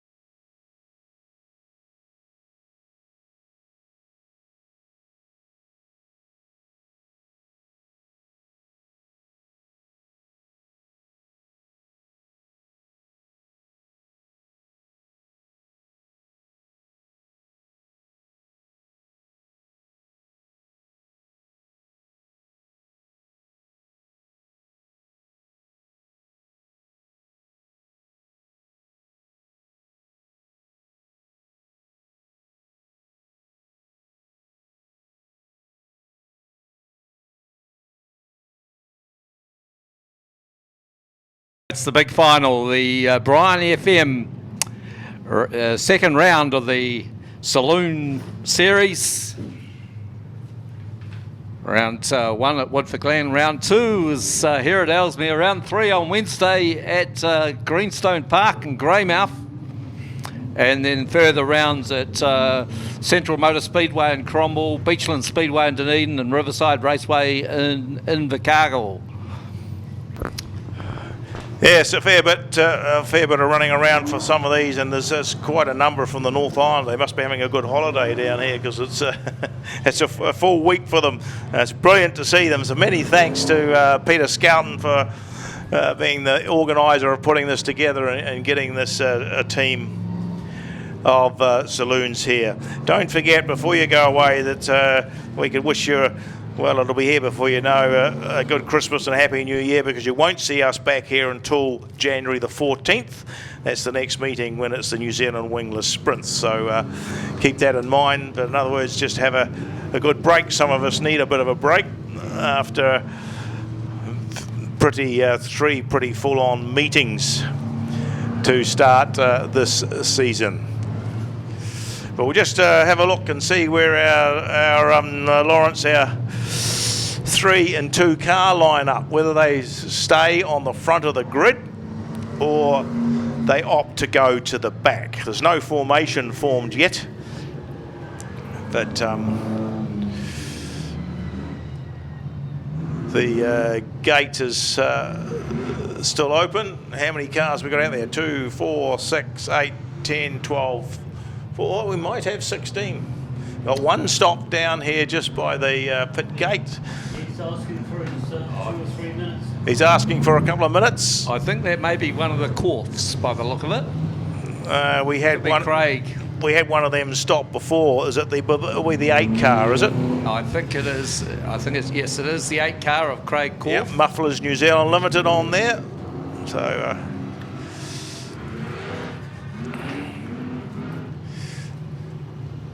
Yes, Ashton Osborne may very well be one to look out for in this one. He was a 2018 New Zealand Youth Mini Stock champion. It just goes to show how these youth drivers progress through the grades. Well, I was just looking for the 2NZ car. It wasn't out here, but he's just come through now. Yes. So we'll just see where they line up. There's 3NZ. Over there, that is Trent Amron, and of course Trent won that dash. It looks like he's positioned himself at the front of the field. Well, I think there's too many good competitors. You can't just give them too much ground, really. And Trent Amron, and of course car number 2, the 3NZ and the 2NZ. Will be pretty hard to knock over, but if anyone's going to do it, the likes of Ashton Osborne in the 16 Stealth engineering car, and of course 77 from Gisborne, Dan Cook in the Chev Camaro. It's a Vulcan chassis. Hello, we got one. The gate being shut. There's one car on the way. So I'm not sure what all that is about. He was stopped down by the pit chute, so we'll see. They're just putting the bonnet on. Oh, that does not look good. Bonnet's going on and the gate's going shut. Oh, no, it's opening again. I think they were told not to open it. Yeah, sure, but he stopped down there and asked. So as long as he's advised someone down there. Was that the one that hit the wall? Could be, don't know. Yep, well, just one car was been stopped out there by the pit chute. And I've got the feeling that that's the other Corf. Thomas, perhaps, because I can't see him out there in the 16. It is a 16. It's just nosed its way onto the track there. So it was the 16 car that hit the wall. So they've obviously been working pretty frantically to get that back together. On 2 minutes now. He's on 2 minutes is the call.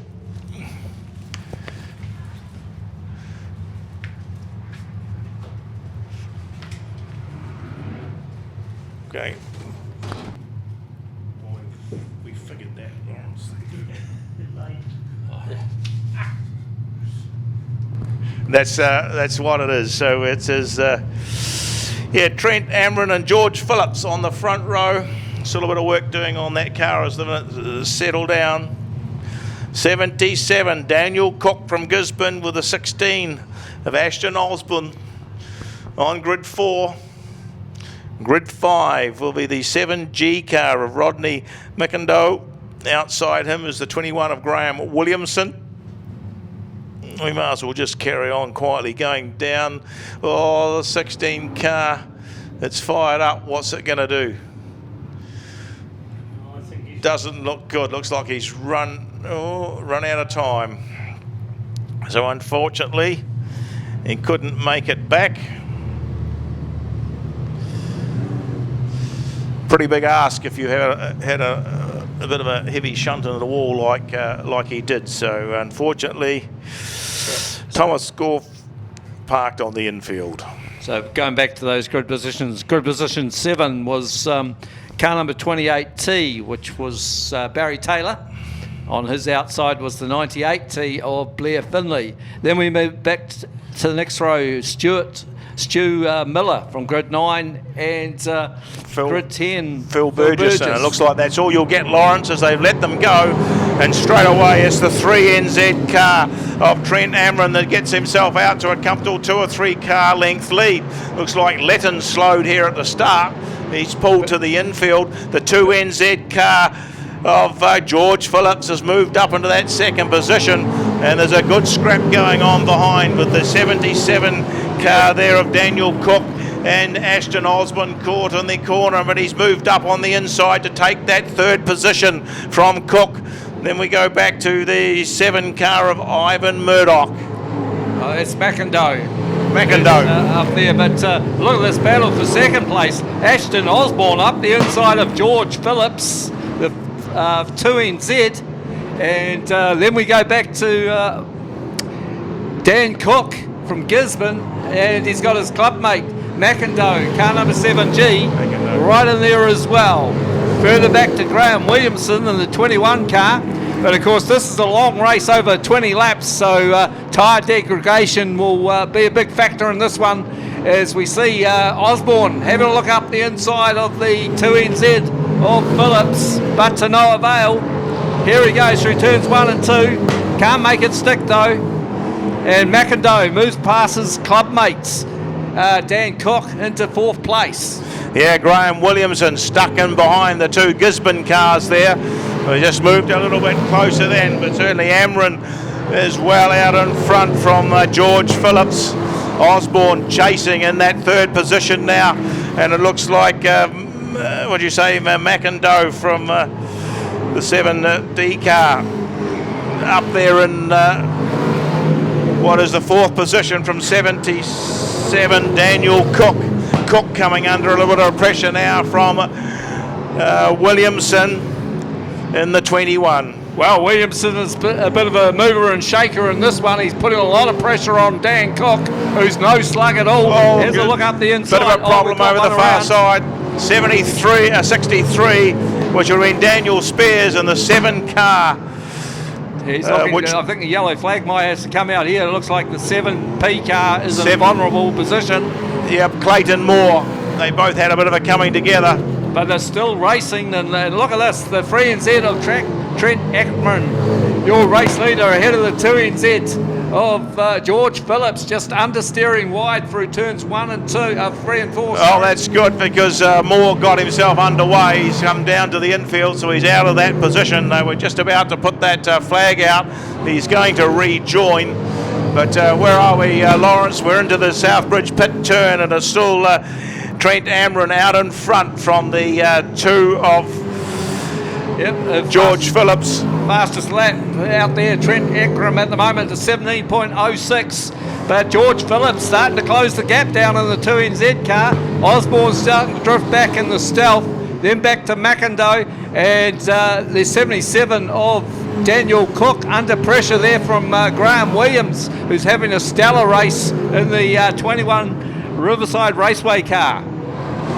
Well, they've got some lap traffic in front of them very, very shortly, and that always makes it very interesting as we keep our eyes on Antrim as he goes round. He's got about 10 car lengths away from getting into the back of the field. George Phillips is following in suit as they come through, and they're now well and truly in sight. Osborne still holding that third position. I think it's McIndoe back in that fourth spot, Lawrence. Well, I think things are going to tighten up here as they get amongst the back markers. And the first car it's always difficult for the first car to make a run on the back makers. And of course, this will allow the second and third car of Phillips and Osborne to close in here. Yes, we'll see where Antrim goes. There's about 7 laps to go, so if they keep driving at that pace, they're certainly going to have to try and thread the needle through some of these back markers. Antrim's gone down low on the track. The first one he's looking to get through on is Hamish Moore, but they are 3 wide in front of him going through that Dunsandel turn. He's now just put Moore in behind him. He's got to be careful it doesn't get boxed in there, and that'll allow our 2 chasers behind him to close in. Yeah, well, George Phillips is now coming into the clutches of Ashton Osborne. They're in behind that bunch of cars. So Antrim just still trying to fight his way through. Had his nose in a hole there, but it's pretty well blocked for him. It's not like circuit racing where you got blue flags. He's got to allow on his own ability to get through the field here. He is not the free NZ for no reason, so I'm sure he can make it stick shortly. Yeah, well, he was right in behind Barry Taylor there in the 98 of Blair Finlay. He just can't seem to make his way through. And when you look on the inside, there comes George Phillips. He's closed right up now. He's taken the low line, and Osborne's right on his tail as they go through. So we'll just see where it goes. Antrim this time's gone high, trying to get around a couple of those cars. But Phillips is right on his toe. He's gone high and wide through the Southbridge turn. Phillips is following him while Osborne takes the low run. Oh, this is exciting stuff at the front of the field here. It looks like Trent Ekram has got away from the chasers, but it's a great dice going on for second and third here. Osborne just got up the inside there of Phillips into second place, and McIndoe and, of course, Dan Cook are right there as well. Yeah, Through the dust they go, and the white flag for 1 lap to go, and we'll pick up your race leader. Well, I think they missed it. I think the flag came out too late because the 3 car had gone through. That's who we've got as the leader. Here they come. Trent Ekram right round the outside of about 4 cars. Round the out, takes the win, the free NZ. Oh, Osborne through into second place in the 16 car. Then we go back to the 2 NZ. And in behind them, of course, was 7G, Rodney McIndoe. Then we're followed through by... Yep, it's gone. Okay, behind McIndoe in 4th was Daniel Cook, the 77G car in 5th. 6th place to the 21I of Graham Williamson. 7th place was the car of Stuart Miller. Car number 10D, and 8th, Daniel Cook was 5th, the 77G, 6th place to Graham Williamson, the 21I, 7th place to the 10D of Stuart Miller, and we'll get those top 10 placings. 8th place was Phil Burgess in the 15T, 9th to the 7T of Ivan Murdoch, and 10th place to the 8S, the Stratford car of Craig Corf. So we'll get Warwick to go down and interview our winners of the Brian FM Speed Week Series Round 2 here at Ellesmere Speedway. So top 3 place getters, Ashton Osborne there.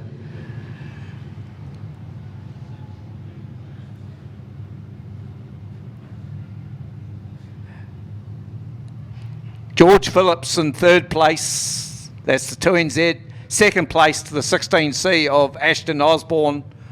And 1st place to the 3NZ of Trent Ekram, all the way from Tauranga.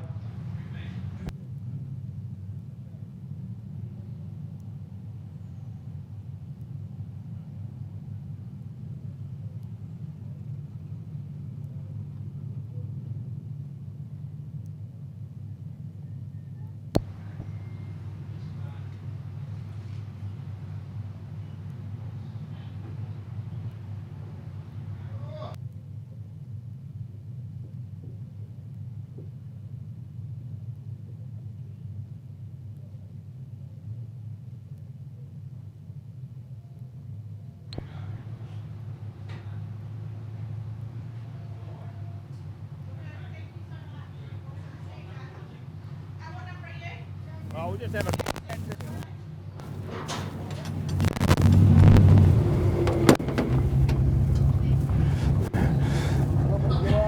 Oh, you can stay there.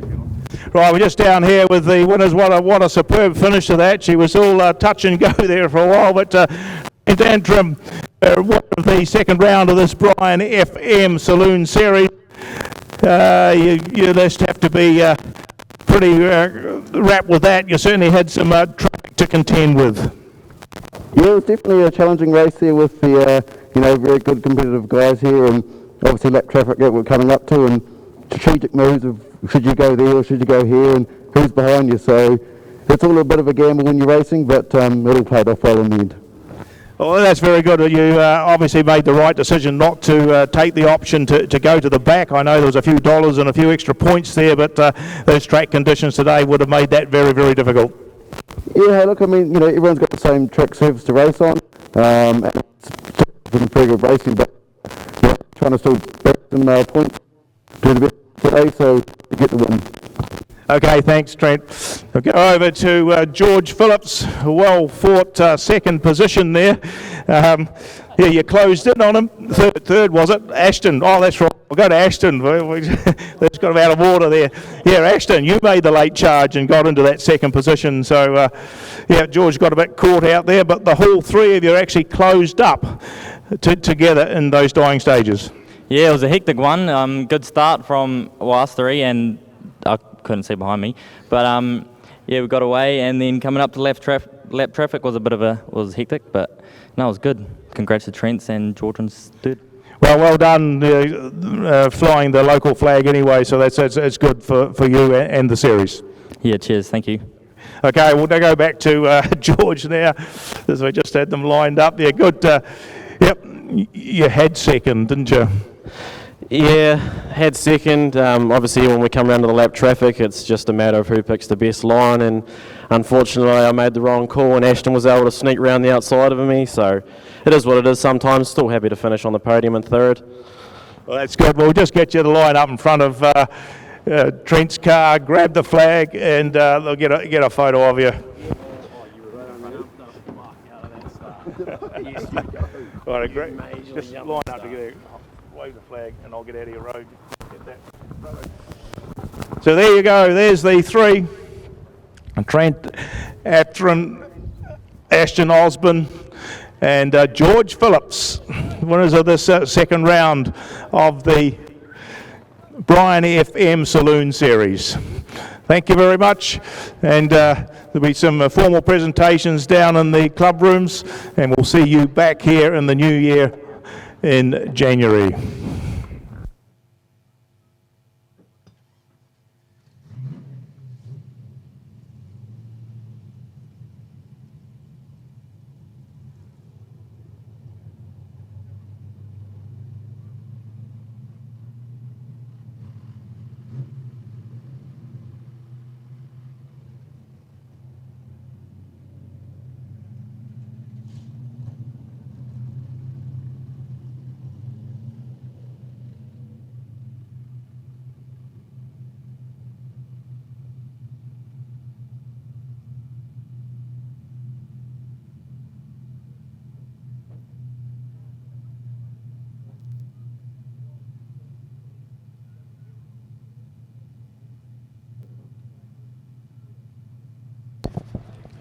So, of course, don't forget our next meeting out here will be on the 14th of January, the New Zealand Wingless Sprint Champs.